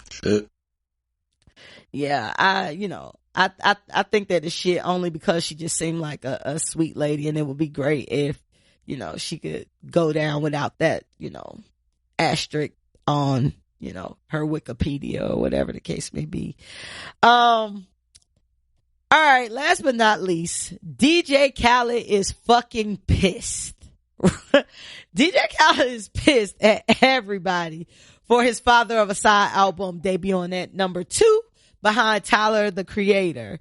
Billboard announced that Tyler, the Creator's Igor debuted at number 1 with 165,000 albums sold, and DJ Khaled at number 2 with 137,000 albums sold. Khaled, when the news first came out, Khaled kind of threw some shots at Tyler, the Creator, saying that he makes music that everyone listens to and not the type of music that mysterious music that Tyler, the Creator, makes. So he's saying that like everywhere I go, they playing my music. We don't never hear your shit. How the fuck your shit come to number one and mine didn't? Well, then we find out that, Billboard allegedly discounted 100,000 downloads that DJ Khaled had that was a part of a bundle deal with an energy drink. Bundle deals refer to when you offer an album with some type of merchandise or something like that, and it has been controversial. I don't know if y'all remember, but Nicki Minaj had the reverse issue when she was upset because of the numbers that Travis Scott did, because he was selling his stuff with the bundle. So it's very interesting. Now, Nicki got mad at everybody, even the little baby Stormy. So she was pissed off. So this is the reverse situation for Khaled, because he tried the Travis Scott method, and Billboard was basically saying like, nah, we not doing that. So Billboard was saying there were some strange anomalies in the data. Khaled is now gearing up for a lawsuit against Billboard. Billboard announced that they are going to review its rules and have a formal policy in 2020 about like merch and bundling albums and, you know, shit like that, in 2020. It was interesting to me because Khaled has always kind of been like the kind of good guy of music and shit. Do you think that Khaled is being a diva, or his rage is kind of justified? I think he's being a diva. But I mean, you know, that's, most people are human. You know what I'm saying? Well, all people are human. That was stupid, but all people are human. So, you know, that whole like we blessed and all this other shit, like, nigga, you still a human. You know what I'm saying? So that side came up out of him and shit. So, you know, I think it was like, nigga, you still got 137,000 in this market, in this climate. You know what I'm saying? And like, with no singles. You know what I mean? Like, you got to think about it. Like, you didn't really have anything that true. Like, you were just trying to go up the allure of your name and like, well, what is Khaled working on? But everybody knows it's a Khaled album, so it's no cohesiveness to it. You know what I mean? So we already knew what to expect. We were just kind of waiting for that big, you know, and I was waiting on Wish Rihanna or whatever. You know what I mean? Yeah. But you didn't have that, so it wasn't like, you know, I mean, it's not like people go to you for like the greatest music. You know what I mean? We go to you for good songs and shit, which is dope and admirable, but we don't go to you for albums. So like, you trying to bundle it and package it as an album. Like I listened to it. Certainly I didn't, I maybe downloaded like 2 or 3 songs from the shit, but, I mean, it really wasn't all that. So, you know what I mean? Like, niggas know you for your fucking singles. That's really what you're known for. I like the Khaled album, but, you know, do I feel like of course I don't listen to fucking Tyler, the Creator. I listened to it. I didn't really, it wasn't, I tried. I liked a lot of, historically, I've liked a lot of Tyler, the songs that bruh created. Like, he's super talented. He can rap very well. He put on Frank Ocean. His whole little conglomerate and imprint has done incredible things, but it's just like weirdo rap. Like, it used to be like weirdo white boy rap that just happened to be made by black people, but now it's like evolved a little bit. The album, I couldn't really get into it. I tried. It wasn't for me, but I could see why people would like it if they, you know, used to him in his ways, but I wouldn't. It wasn't a favorite of mine, but I mean, I listened to it. Yeah, Tyler is in that pool. I'll caveat it to say I'm probably just old, but Tyler is in that pool of, like you said, weirdo celebrities, artists that, you know, you never hear anything from them, but as soon as they make an album, like, they have like this cult following. So it's just like, you're never going to hear a fucking Tyler, the Creator single. You know what I'm saying? Like, you have to kind of be a fan to know what Tyler is doing. But obviously 165,000 people is like, yo, this my shit. And then niggas selling out. They sold out Madison Square Garden and shit. Yeah. Yeah. Him and Wolfgang. They all, you know, they're all Earl Sweatshirt, all them niggas. You know what I mean? Like, they're doing numbers, and I think that is they've been doing numbers. Times that we live in. You know what I'm saying? They have been doing numbers, you know, as a collective for a while, I definitely think that Khaled is being a diva. I think Khaled is so used to having everybody on Khaled's nuts. And again, like I did like this album. But I feel like most of the albums were just star power. I don't feel like Khaled personally does anything that's so spectacular besides getting like major talent on these albums. Like if you got motherfucking Chris Brown and all these Rihanna and all these A1 Drake, all these A1 motherfuckers, BJ, of course, you know, you're gonna hit that number one shit. Nigga you know said, what I'm saying? Nigga said we the second best. I said that shit was funny as hell. Niggas cruel. We the second best. How like, so the only artist that I can think of in recent history,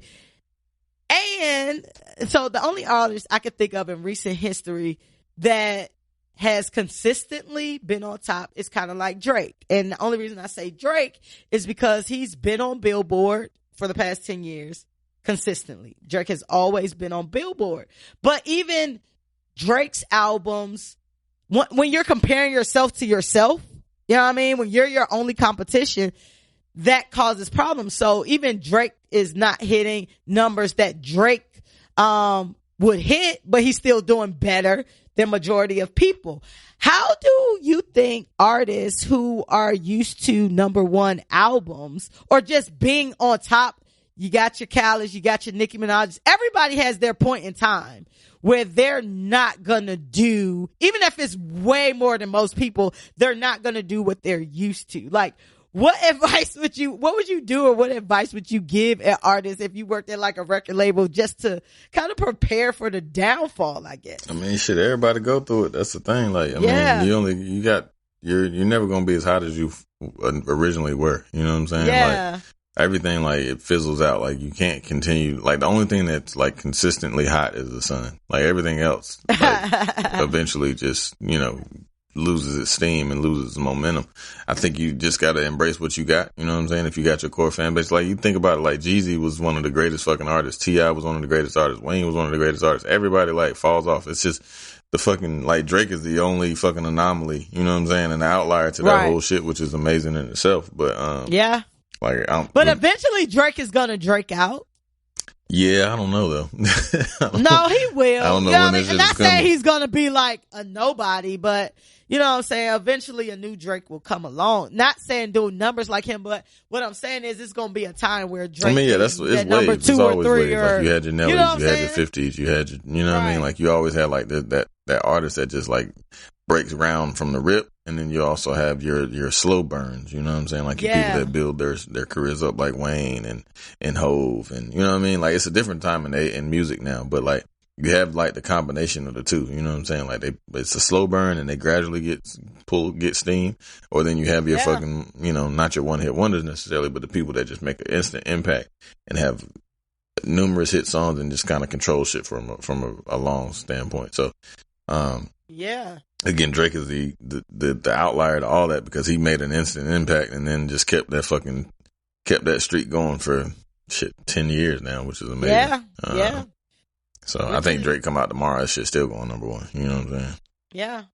Yeah. You know, what I hate most is when these artists have like these public breakdowns, you know what I'm saying? Like these tantrums, because, you know what I'm saying? Like at the end of the day, like regardless of your beef with Billboard, it wasn't Tyler the Creator's fault that you came in number 2. You know what I mean? Like, why you coming at that man? You'd be like, all right, well, congratulations, Tyler. However, Billboard, I feel like I should have did 237 versus 137. What do you feel about bundle deals? I mean, you gotta get creative in this day and age. True. You know what I mean? Like this shit ain't like spending $12 at the fucking record store and you know what I mean, shipping platinum and shit like that. Niggas ain't doing that shit no more. So you gotta have more than one way to skin a cat. You know what I mean? So if you gotta bundle it and do what you gotta, cheat the numbers, you gotta do what you gotta do in order to get them fucking sales. You know what I'm saying? And certain quotas that you gotta, you know, obtain and shit like that. If that's what you gotta do, you gotta do it. And if that, is cross promotion and mass marketing and shit like that, yeah, I'm for it. Shit, you got, however you gotta eat, make sure you eat, especially if you can, pair that shit with something else that would actually, get your shit sold and get the numbers that you need. Hell yeah. I'm with it. I don't know the details of the Khaled energy drink thing, right? So I don't know the details. But my whole view on bundles is if you're selling something or you have some type of bundle deal, you have some type of merch, or you have something that's outside of the album that needs to be purchased, and you have a download of the album that comes with that, I feel like the price of that item should cost equal or more than an album. Like, so all I know about this Khaled deal is that it was along with the energy drink, right? Like, I can't sell fucking 1,000 Red Bulls and count that as 1,000 album sales when a Red Bull only costs $2.50. Yeah. You know what I'm saying? Mm-hmm. Like, that doesn't seem equal to me. But if you were, if it was you buying a case of Red Bull that costs $25 in an average album, I don't know, because I don't fucking buy albums, but I'm streaming everything. But, if let's just say it's $10, you know what I'm saying? Like, okay, then you can do that, because it seems the person has invested enough money to equal an album sale. You know what I'm saying? So I don't know what Billboard is saying as far as like the anomalies in the data, when Travis Scott clearly implemented the same strategy and soared with it, right? So this will be very interesting, but Khaled is throwing a whole fit out here, and I'm not used to Khaled being this guy, you know what I'm saying? So, this nigga throwing a fit while he riding in a drop top fucking Maybach. Right, man. Assad is so disappointed. First world problems, I tell you. First world problems. That is very true. Yeah. So Khaled bundle deal suing Billboard is litter shit. Shit's stupid. Yeah, I think that shit's plumb stupid. fucking dumb. Oh, happy Father's Day, man. I know this was super random, but happy Father's Day. True. It's happy coming up, Father's so we won't Day. be able to speak to everybody, but shout out to all the fathers, me, myself included, my pops, and all the other great dads that I know that are making a difference. Yes. In their children's and lives. Shout out to fathers who ain't here no more. That's shout out to my pops and my grandpops. Yeah, rip pops fresh. Yeah, miss you every day. Yeah, so happy Father's Day. Sorry, that was random, but it was needed, because I feel like Father's Day definitely does not get as much love. Yeah, that's a fact. So I'm glad you brought that up, really. You ready to give out some advice? Yeah. Dr. Bill and his bitch, they silent on you hoes. All right, we're about to get into Ain't Shit in 2 Cents with Dr. Bill. And it's our listener letter segment where we give advice to niggas who clearly don't care about getting advice from us niggas without degrees in this shit. So today's letter is from Anonymous. Anonymous, I wanna know your name. Why you get so you quiet, gotta be anonymous? I knew it. you were gonna sing it, so I mean, we done did this enough. I was waiting for the end. I was waiting for the end. I was letting you get your Eddie Kane on. I don't need you. Damn. I'm out of here. You going solo on me off of one incident? But it's still the same. Hey. See, I was with you. Yeah. Don't try to come back now. Hey. When get good. You can get your luggage when you get there. All the Destiny's Child fans know what that means.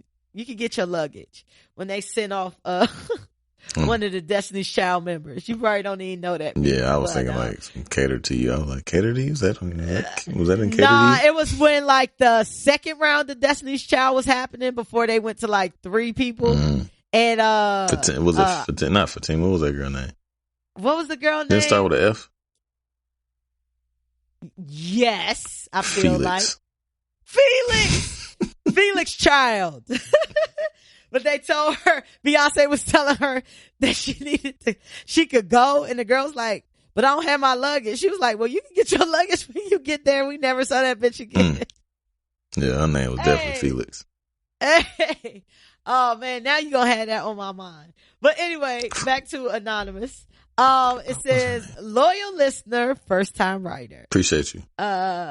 We do appreciate you. It says, my sister has been with her fiance since senior year in college.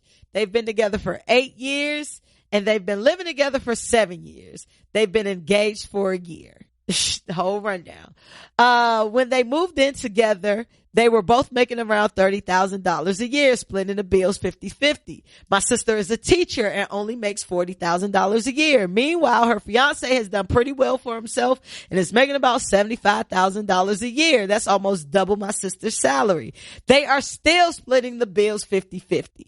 My sister would like him to chip in more because he makes more. While my sister is struggling to pay for student loans, he is buying Jordans, rounds at the bar, and video games. I think he is childish as fuck. I feel like he should step up, but when my sister asked him about it, he said that she should obtain a more lucrative career and that he would contribute more when they had a baby.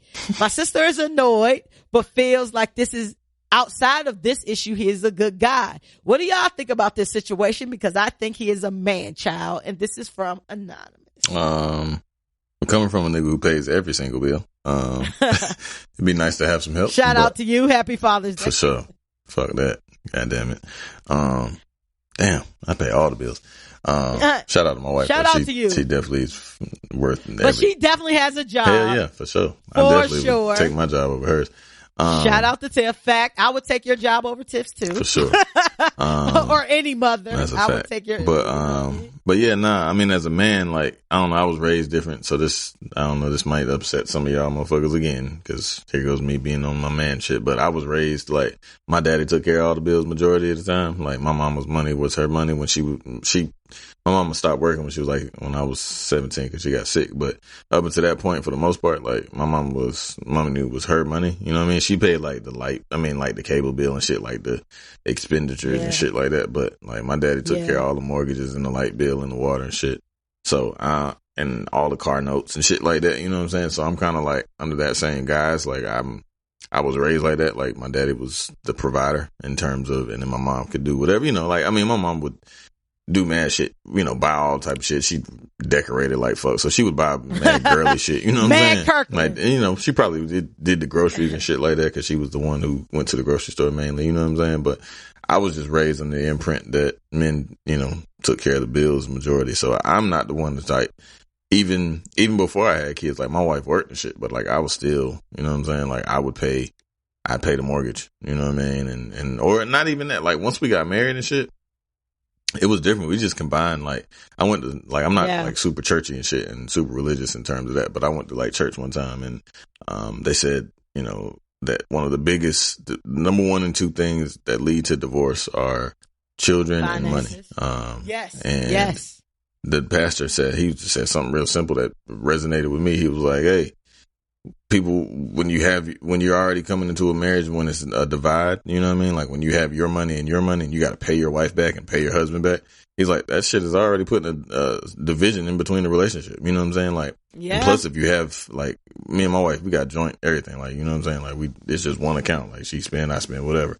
But it's more money to play with, especially if you got 2 people to work. You know what I'm saying? So it's like, you just got a budget. But, I guess I say all that to say, coming from a man standpoint, I always was provided for my old lady. You know what I'm saying? Like, she, you know, she was responsible for paying certain shit and doing whatever, but we set our ground rules. Like, hey, I'll take care of the rent when we were renting. I'll take care of the mortgage when we got the mortgage. And then, you know, we figure out you maybe pay the light bill or something. But that was before we got married. And then once we got married, it was just all one union. You know what I mean? Like, we got unionized all the way down. You know what I'm saying? So, I don't know. That might be a red flag, man, because he might be like, niggas be selfish with their bread. You know what I'm saying? And I mean, you got to kind of protect yourself at the same time.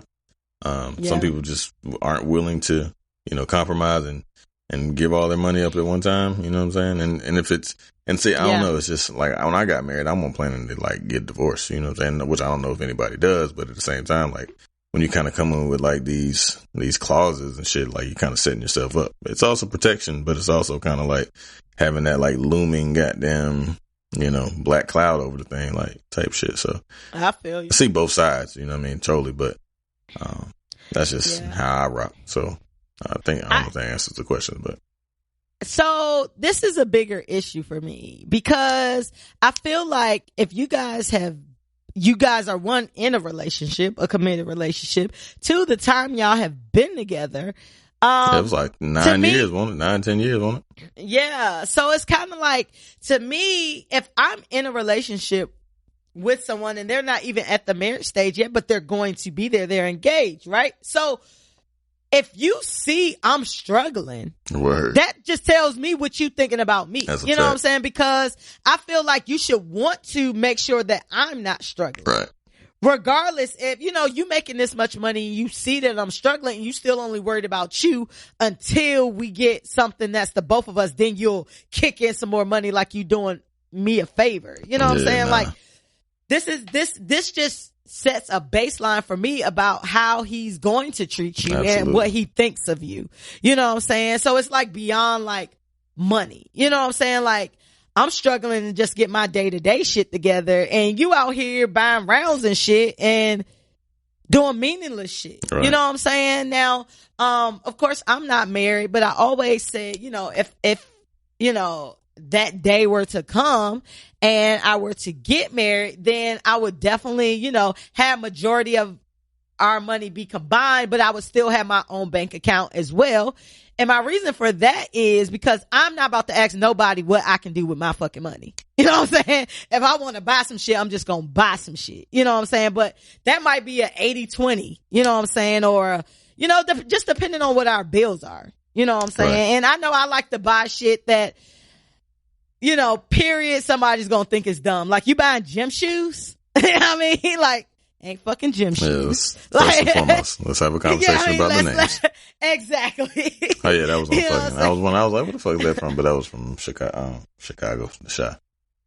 Yeah, like, I'm not about to buy gym shoes. Like, I've always had that issue. Like, so you paying that much for gym shoes? Like, first of all, don't disrespect my shit. It's not gym shoes. Word. I only got like 2 pair of gym shoes. Them shits, and them shits beat like a bitch. Yeah, them shits are not that fly. Right. Actually, I got some hard gym shoes. Them shits still beat though. Hey, I got some mad comfortable gym shoes. They some motherfucking black and white Reebok joints. I got at a tent sale, and them shits is everything. I believe. But I got 2 pair of gym shoes. But I'm just saying, like, in general, like, you know what I'm saying? I feel like if you guys are committed to each other, then, you know what I'm saying? Like, you shouldn't want to see your significant other struggle with Correct. Anything if you can help that, you know what I'm saying, at all. So I think that, you're definitely on to something by thinking, you know what I'm saying, it's a red flag, you know what I'm saying? But your sister gonna basically do what she want to do anyway. I'm not saying it's enough to be like, oh, break up with this nigga, don't fuck with this nigga, but he definitely needs some guidance or somebody to talk to him about what a marriage is going to look like. Because what if, you know what I'm saying, we don't have children? Or what if, you know what I'm saying, like, all right, you making $75K, you just like, all right, I'm gonna put an extra 5,000 in. We should be able to take care of this kid. Like, no, like, we're forming one union. So even if you do based on, the way that I would do things, even if you do have your own little stash, you know what I'm saying? Like, out of that, fucking 75K, I feel like personally at least 60K should be going to the joint account. I agree. You know what I'm saying? So, but that's what you sign up for. Like, marriage is not only a love thing, it's a business thing. Oh yeah. So this is a partnership. This is a business relationship as well. And yeah, sis, like, he should definitely be chipping in more than 50-50 y'all was doing fucking 10 years ago. Have your fucking old lady struggling and shit. You see she ain't got shit and she got to like she shouldn't have to ask you for money. You know what I'm saying? Like, I don't know. Right. Like I said, I was raised different. Like, I don't do that shit. Like, you ain't finna be like, you know what I mean? Like, I'm just here, boom, I got some extra bread, like, or here goes some money, like, you know what I'm saying? Like, I don't know, you ain't finna struggle, like, that's because you a representation of me, like, so you out here looking crazy and shit, you can't you scraping pennies to get by, nah, fuck that shit, we about to now try to knock some of this debt out real fast, I got some bread here, like, let's try to, I don't know, like I said, I'm just a different type of nigga that I was raised because it's us, because the thing about it is, if she get into so when y'all get married and y'all make this shit official, if she default on her student loans, that shit gonna fall on you. For sure.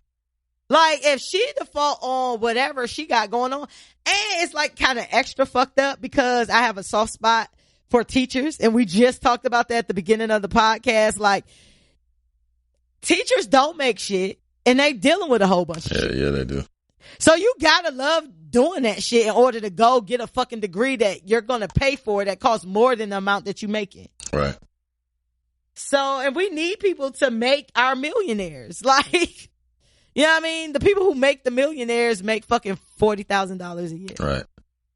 You know what I'm saying? So, yeah, I would definitely so my final bit of advice is I would definitely tell your sister to kind of like step up and kind of like put some motherfucking qualifiers on the table, because you don't want to get locked into this shit and thinking it's going to be different than what it is. Y'all should have all of that established before y'all say I do. Yeah. It's easier that way. And then if that shit ain't going to work out how you want before it becomes this whole legal thing, you don't have to engage in that, sis.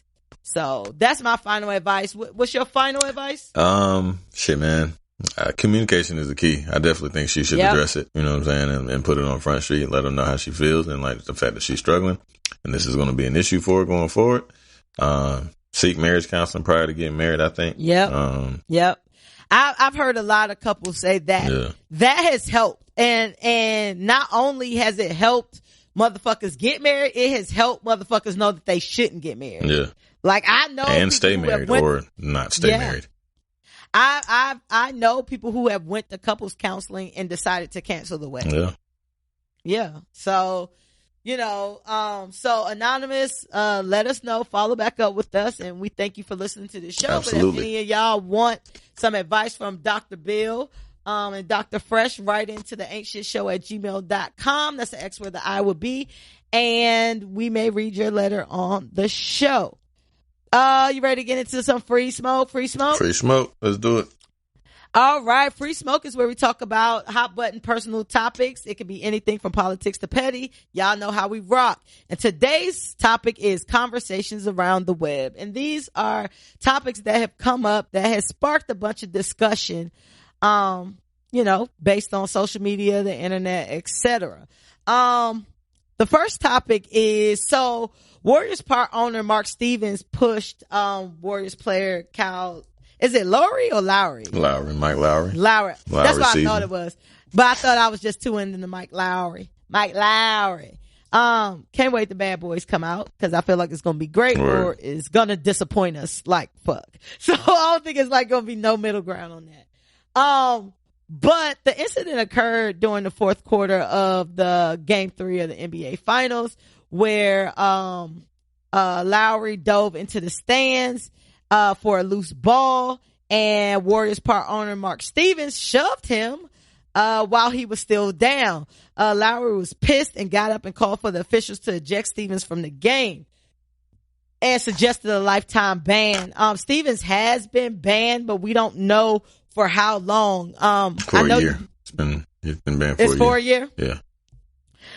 So I only saw the clips. I was not watching the game. What did you take from that whole interaction? Like, nah, that shit was fucked up. Like, fuck you. Like, he went out his way to push him. Like, it was like a seat landed in like 2 between him seats and away shit. from him. You know what I'm saying? And like, and one, it was a loose ball. So like, he landed 2 seats away from him. So you touched him.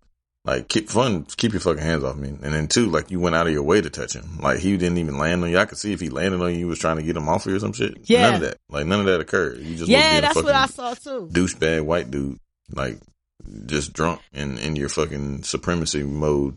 It felt like he owed you some shit. I don't know. That shit was wild. So what was crazy about that is, so it's been all this talk about like the word owners or whatever.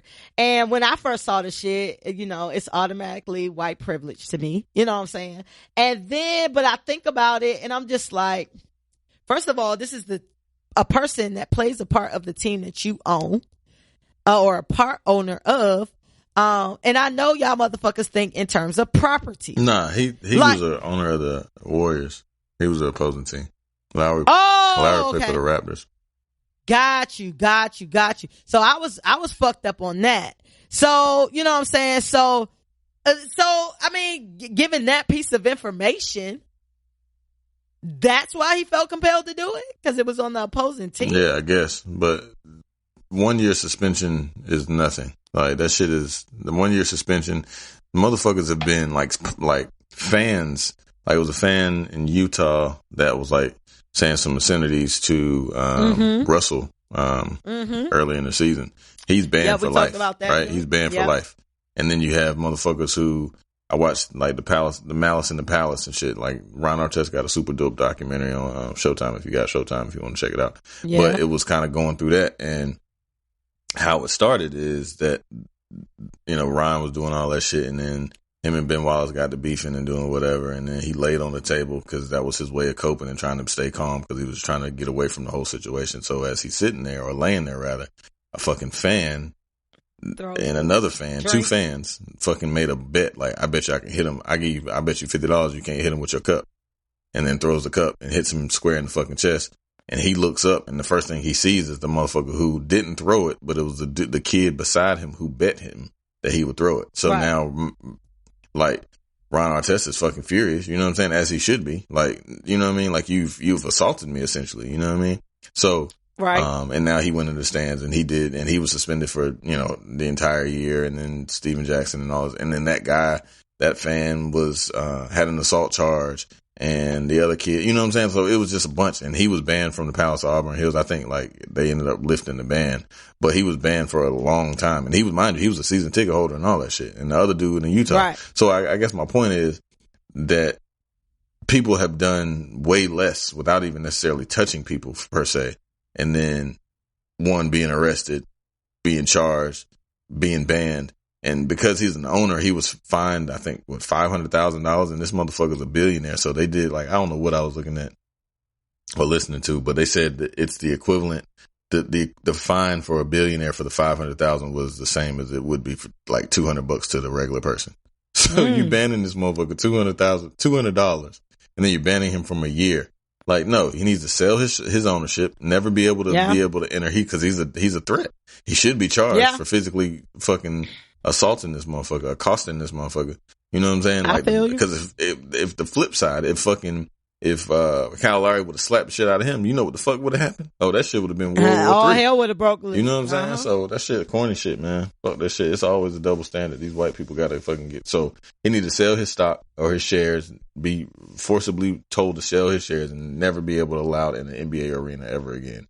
Anyone. I feel you.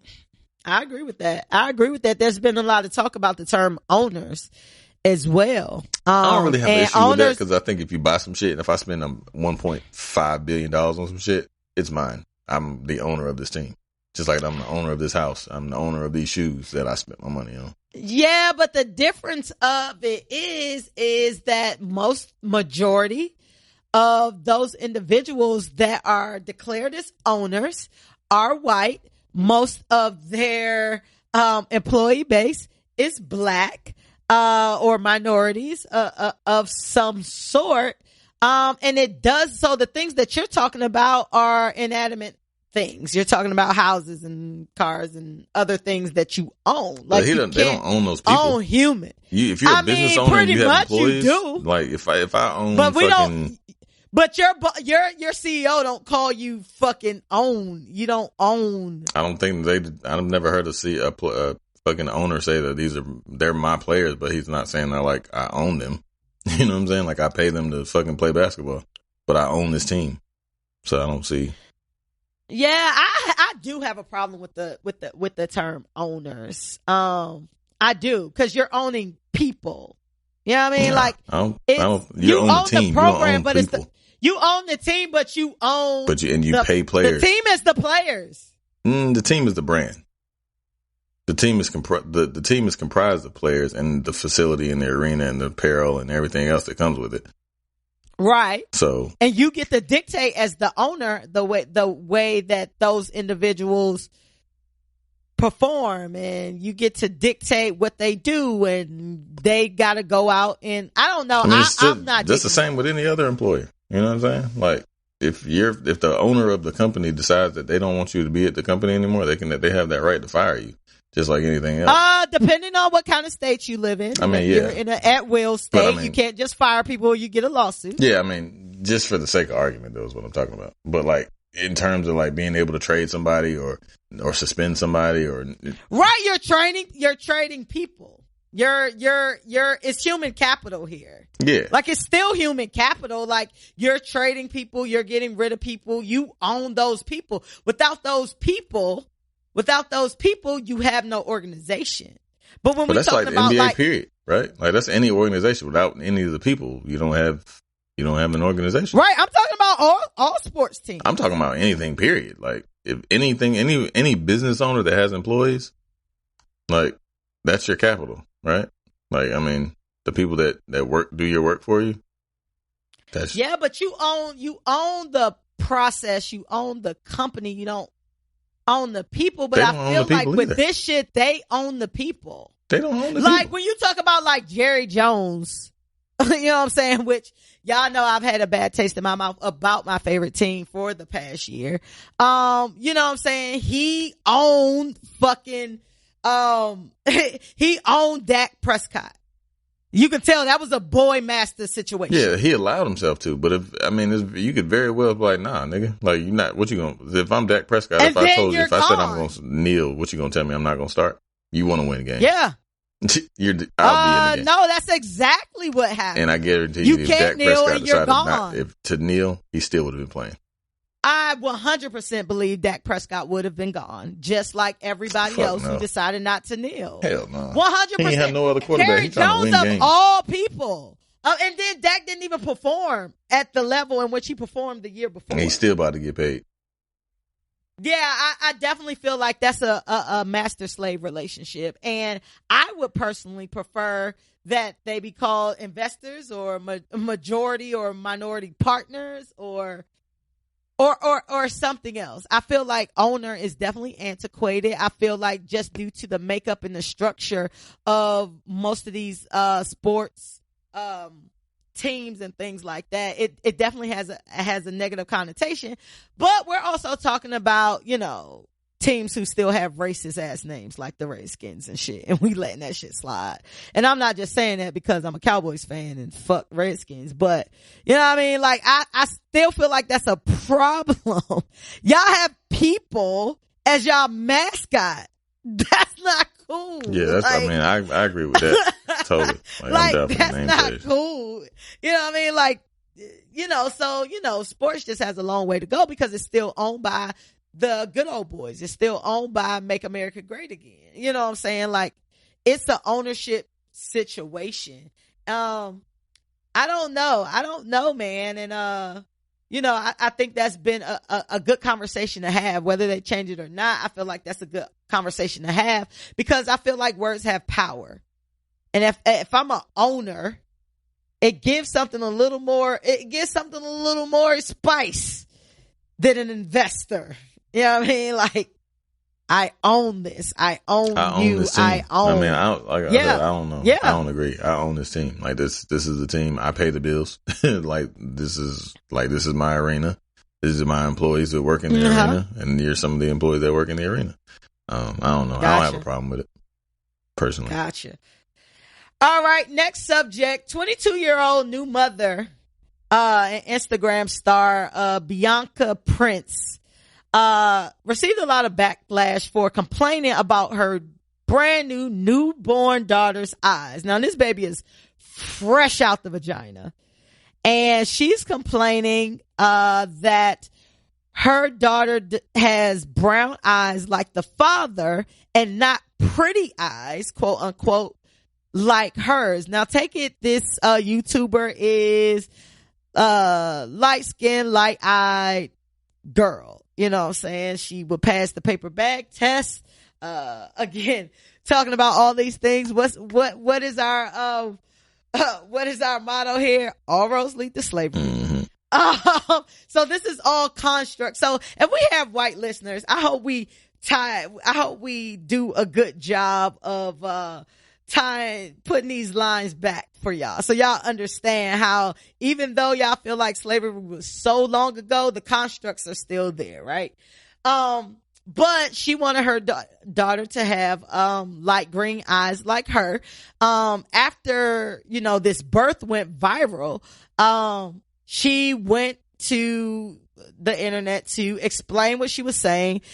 And again, she's 22 years old. So I don't know how much, bail we want to shoot her, but she just kind of really dug the hole like a little bit deeper. And she asked her boyfriend, she was like, you have brown eyes. How many compliments do you get? And he was like, none. And she was like, yeah, like I have green eyes. So I always get compliments. So that's what I meant by pretty eyes. I thought that it was one crazy because you have this brand new daughter and you are a documenter of your life. So when your daughter looks at this, when she's of age, the first thing she's going to see is you complaining about her. Mm-hmm. I don't know, like, is this awful, or like, is it one of those things where she's entitled to her preference? I think it's a combination of both. I mean, we all have entitled to what we like, right? So, I still think it's fucked up that you like ridiculing the fuck out of your daughter. You should just be happy and that she's that she's a healthy baby. And shit, fucking eye color changes. I know motherfuckers whose eyes changed a couple different times. So, they might be mutants, but shit, I honestly think like this is a hot take, but like funny color eyes and shit, like off, like hazel and green, that shit is weird to me. Like that shit be looking, I don't find that shit really that appealing. You know what I'm saying? Like, gotcha. That's just me though. I think that you can definitely, if you're procreating, say, oh, I like this about, my guy or my significant other. I wish my baby had this and I wish they had that. But, it kind of goes back to what you just said, healthy. Mm-hmm. Because it's so interesting that awful parents or people who don't give a fuck always pushing out these healthy babies, right? And then it's people who out here that are like legit planning pregnancies, fucking taking everything they need to take, and they have babies that are not healthy, 10 fingers, 10 toes, you know what I'm saying? Like, and that's fucked up. Like, just understanding childbirth, like it is a miracle for fact. Your baby to come out healthy. It's a miracle to have a fucking get pregnant. Yeah. You know how many people have fertility issues? I know mad people that be having fertility issues. Like to keep a fucking pregnancy, like just to have that fucking sperm and that egg fucking do what they do. Like that shit is a miracle in itself. That's why I don't understand how people don't believe in God, but that's another story. But true. That shit is miraculous. Or believe in something bigger than yourself. You know what I mean? Like believe in something bigger than yourself, because shit ain't no accident out here. Like too many parallels in life for it to be like nothing. You know what I'm saying? Yeah. Like, it's got to be something. Too many parallels. Up, down, left, right. Night, dark, ocean, sky. You know what I'm saying? It's just, I don't know. Yeah. I can get like real deep into that I shit, definitely agree. I agree with you. But I feel like this sets the precedent of, oh, she's not good enough because she don't have light eyes, because people are not gonna compliment her. And there are definitely people with brown eyes that people like, oh, you have nice eyes. She just used to growing up being light skinned, light eyes, that she feels like that's what's up. I've never, and I don't know, and I consider, kind of you and I in the same color palette. You know what I'm saying? I don't know what. Be close in the box, crayon box together. Yeah, I feel like we are. So, for me personally, not being light or dark, I never really cared about either one of those things. You know what I'm saying? I'm not the type of person that I know people who have it's a difference between having a preference. Like, oh yeah, I'm generally attracted to this or that, versus thinking light or dark is beautiful or ugly or whatever. Because I know people who think, although like light skin has kind of been the all roads lead to slavery thing, I know individuals who think light skin is unattractive. You know what I'm saying? They prefer like a super dark person. Yep. Like even with my personal preferences, like I don't have really a preference on like shade or, skin color.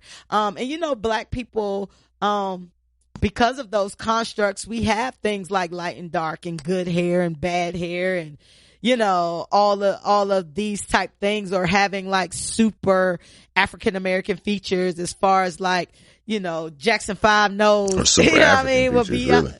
yeah, or things like that, or, super pointy nose or whatever the case may be. Have you ever kind of, even growing up or whatever the case may be, have you had any, hang-ups about, skin color as far as being a colorist, like within the black community? Nah, I mean, I'm pretty even keeled in terms of that. Like, I like them all. I just like pretty and, you know what I mean? Like, I like big butts and big boobs. I cannot lie. Yeah, I like what I like. So if whatever variety it comes in, I mean, like, historically, I mean, I've found more, I guess, in my past. Like, I haven't really dated or been in a relationship with like a dark skinned girl. I've seen several that I thought were attractive. I just, for whatever reason, haven't. Not saying I wouldn't. I just haven't been. Right. But I mean, like, most of them are usually my color or light skin, or, you know what I mean? Like, kind of ranging, or some a little darker than me, give or take.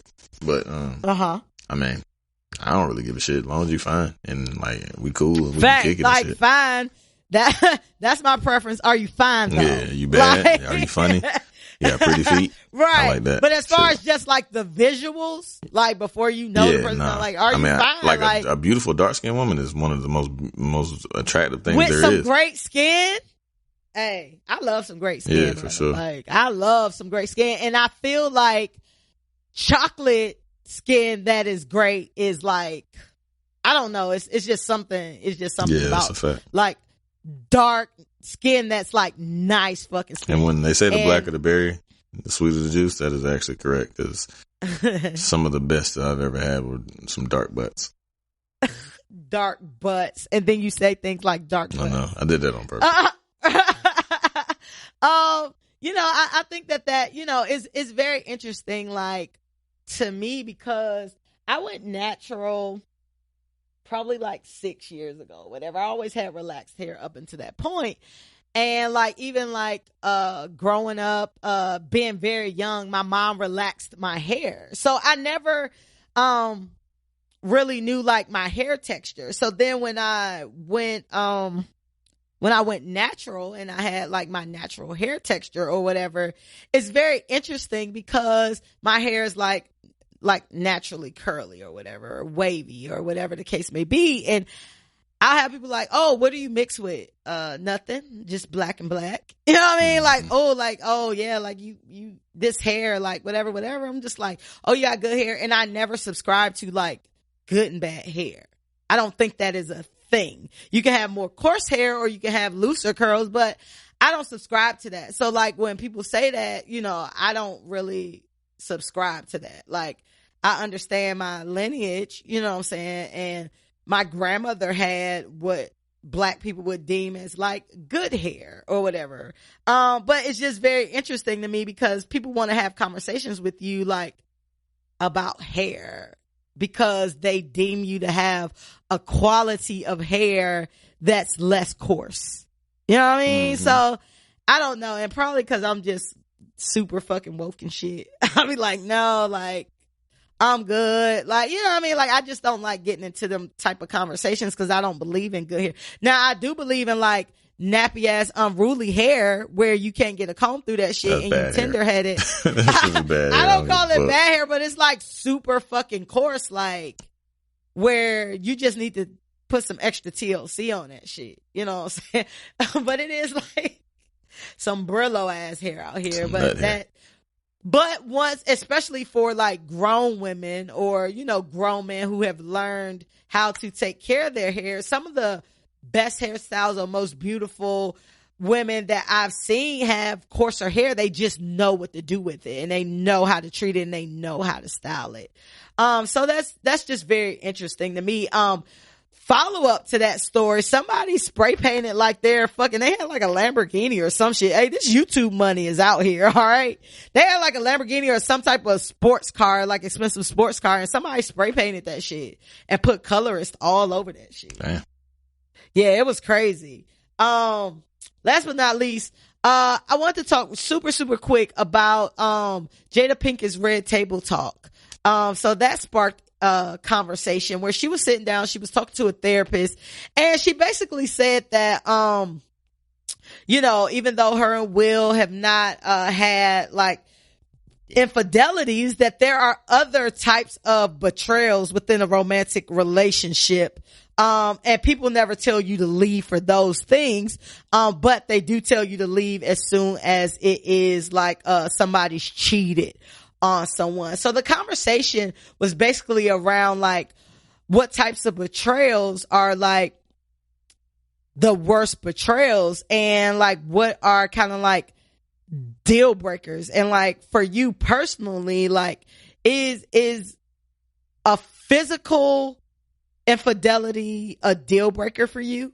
I don't think so. Pray I never get put in that position, but I don't think so. I mean, it just kind of depends on like to what level. I mean, I think it depends on to what level and what degree. Like if you got a whole relationship that's been going on for X amount of years, and you know, like it's caused you to, I don't know, you know what I'm saying? I don't want to put like no fucking storyline behind the shit, but like if it's, you know, to a level that it's just like extremely egregious and to the point of no return, then yeah. But I mean, if it's a one-off, and if we had like a rough little, you know, patch where, you know, we're trying to figure it out, and I wouldn't be in there emotionally or physically, you know, or sexually or whatever, you know what I'm saying? Like people have needs. You think you can forgive that? Yeah, I can forgive that. Cause if I see the wrong in what I've done, but if I feel like I'm doing 100% and, you know, giving it all and busting my ass and taking care of the family and, you know what I mean, trying to be there emotionally and support, then we have a conversation. You know what I'm saying? We might have to, you know, see what we can do. But I think, I think it's just a case by case scenario. But there's nothing that kind of comes up on your list as of, you know, right now where you just like, no, that's like a deal breaker. Not really. Like I couldn't survive that. Not really. I couldn't. I mean, at this point, no, it's nothing that comes to mind. Cause I mean, I think the biggest thing would be you know, infidelity or whatever, but, what about emotional cheating? Like, so like you're out, you're working all day, and you know, Tiff has this full blown, non-sexual, but, deep relationship with somebody, you know, some guy. I mean, again, it's just kind of case by case. And I think we'd have to figure it out. Like, what is it that you missing from me? You know what I'm saying? Cause I mean, it's different when you got kids and shit, you know what I'm saying? So that shit, like, unfortunately, it's not just as easy as people make it to be. Like when you got kids and a whole family and shit where you like, you know, especially when you with your kids every day and shit like that. So like, I think it again, like I said, case by case scenario. So I don't know. Like I wouldn't say it was a deal breaker. I don't think anything when you're married with kids and shit like that, I think it's like a gradual. I think for me, it would have to be something gradual over the course of time. Like it's not something I would just find out tomorrow and I'm like, oh shit, I'm out tomorrow. Like I'm leaving. You know what I'm saying? Like I probably leave for a couple of days and get my mind together. But at the end of the day, I got to come back because I got these kids. You know what I'm saying? So we got to discuss like, boom, we going to continue to co-parent. You're going to do your thing. I'm going to do mine. Like, how are we going to work this out? Because we got to have an amicable solution to this problem, because at the end of the day, we still got to raise these kids for at least another 13 years. You know what I'm saying? So like, yeah, it just changes the game when you have kids. But like when you fucking like don't have kids and you're married, then everything is subject to, you know, unravel. But I mean, even still though, I think certain things are worth fighting for, you know what I'm saying? And if you try and you give it a valiant effort, and if it still is nothing, then you got to kind of just cut your losses. And even that with kids, you know what I'm saying? Like you just got to kind of figure out what works best for y'all. Like, yeah. So, yeah. Yeah, I think it's very interesting because, especially when married people stay together for the kids, like just for the kids, not like we're really trying to work this out because whatever you've done is so egregious, but we're staying together for the kids. And kids know when y'all not functioning. Right. Kids know when y'all fucking unhappy, you know, whatever the case may be. But like for me personally, like I feel like even when it comes to like physical infidelity, like I feel like I can get past like some emotional shit. But just speaking of me personally, I've never been in a situation where I've knowingly got cheated on. Not saying that I haven't. I'm just saying where I've knowingly got cheated on.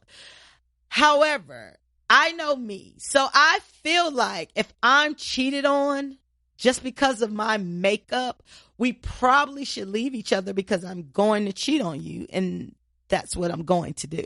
Like, If you cheat on me, I'm going to cheat on you. That's the only way I know how to make this even again. And then it's probably still not going to work out. Like, it's not going to work out. And I feel like I can, if there were a situation where I was so much in love, because like respect is just too big to me. Like it's one of those things that I'm not saying it's a good thing. I'm just saying it's just how I'm made up. Like disrespect just cannot be tolerated. And you know, it's different levels to disrespect, right? So like you said, like it could be some shit where this shit been going on for years. Like if some shit been going on for years, you made a concerted effort to cheat and cover it up and do this shit for years. That's a different level of disrespect versus you went out one night, you had too many drinks and you done fucked somebody. You know what I'm saying? Like it's just different levels to like disrespect. And I feel like some shit you can work through and some shit you can't work through. But I feel like personally, I can get through some emotional shit versus some physical shit. And that's just the way that I'm set up. And I just remember like certain things like growing up and like, you know, like my parents got married when they were 17 and 18 years old. They had me when they were 21, when my mom was 21 years old. You know what I'm saying? And they were married the entire time until my dad passed. Rest in peace. And, you know, it was times in their relationship where as the oldest, and it wasn't even due to like, from my knowledge, you know, you don't know all your parents' business, but, you know, I know that they went through rough patches and it didn't have anything to do with, infidelity. But I would see my mom be unhappy. And I would tell her, like, as the oldest, like, you know, we old enough, we good. Like, y'all don't have to stay together, like, for us. Mm-hmm. You know what I'm saying? If you're unhappy, you can see when your parents are unhappy. And not saying that my mom and dad had an unhappy marriage, but it was definitely ebbs and flows in that marriage where, you know, you can see one person was seriously unhappy at certain points of time. You know what I'm saying? So, you know, I think I could get over some emotional shit versus like some physical shit, because I feel like some physical shit, like you made an effort to do that. You made an effort to disrespect me and I can't respect you anymore. Like my whole thing with anybody, whether it's friendships, family, whomever, I don't care what you did. I want to respect you at the end. You know what I'm saying? Like, even if you come and be like, yo, like this what happened. I did this. Cool. We're probably going to get divorced or we're probably going to break up, but I fuck with your honesty so I don't hate you. That's all I want to do is not hate people. You know what I mean? Like, don't disrespect me. Like, this might end this, but I wouldn't, you know what I'm saying? We could still be cool for lack of better words. You know what I'm saying? But, you know, it's just very interesting. And, you know, Jada and Will have one of those relationships that is basically an anomaly. Like, they've talked about how they kind of deconstruct the regular norms of a relationship. Right. We all think they're swingers. They say that they are not. But I definitely think if them walls could talk, it'll be some good stories going on. Yeah, for sure.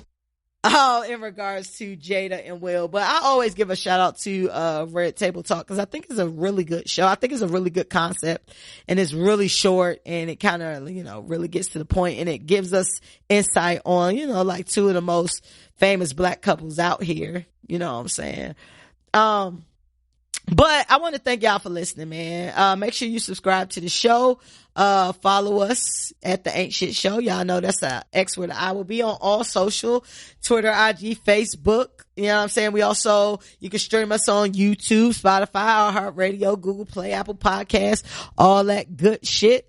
And you know, rate us and do all that. Y'all know what to do by now. Tell a friend to tell a friend. And y'all know we like to end this with a quote. And the quote for today is, worrying is like walking around with the umbrella preparing for it to rain. Until next week, I want y'all to be great and the marathon continues. We out.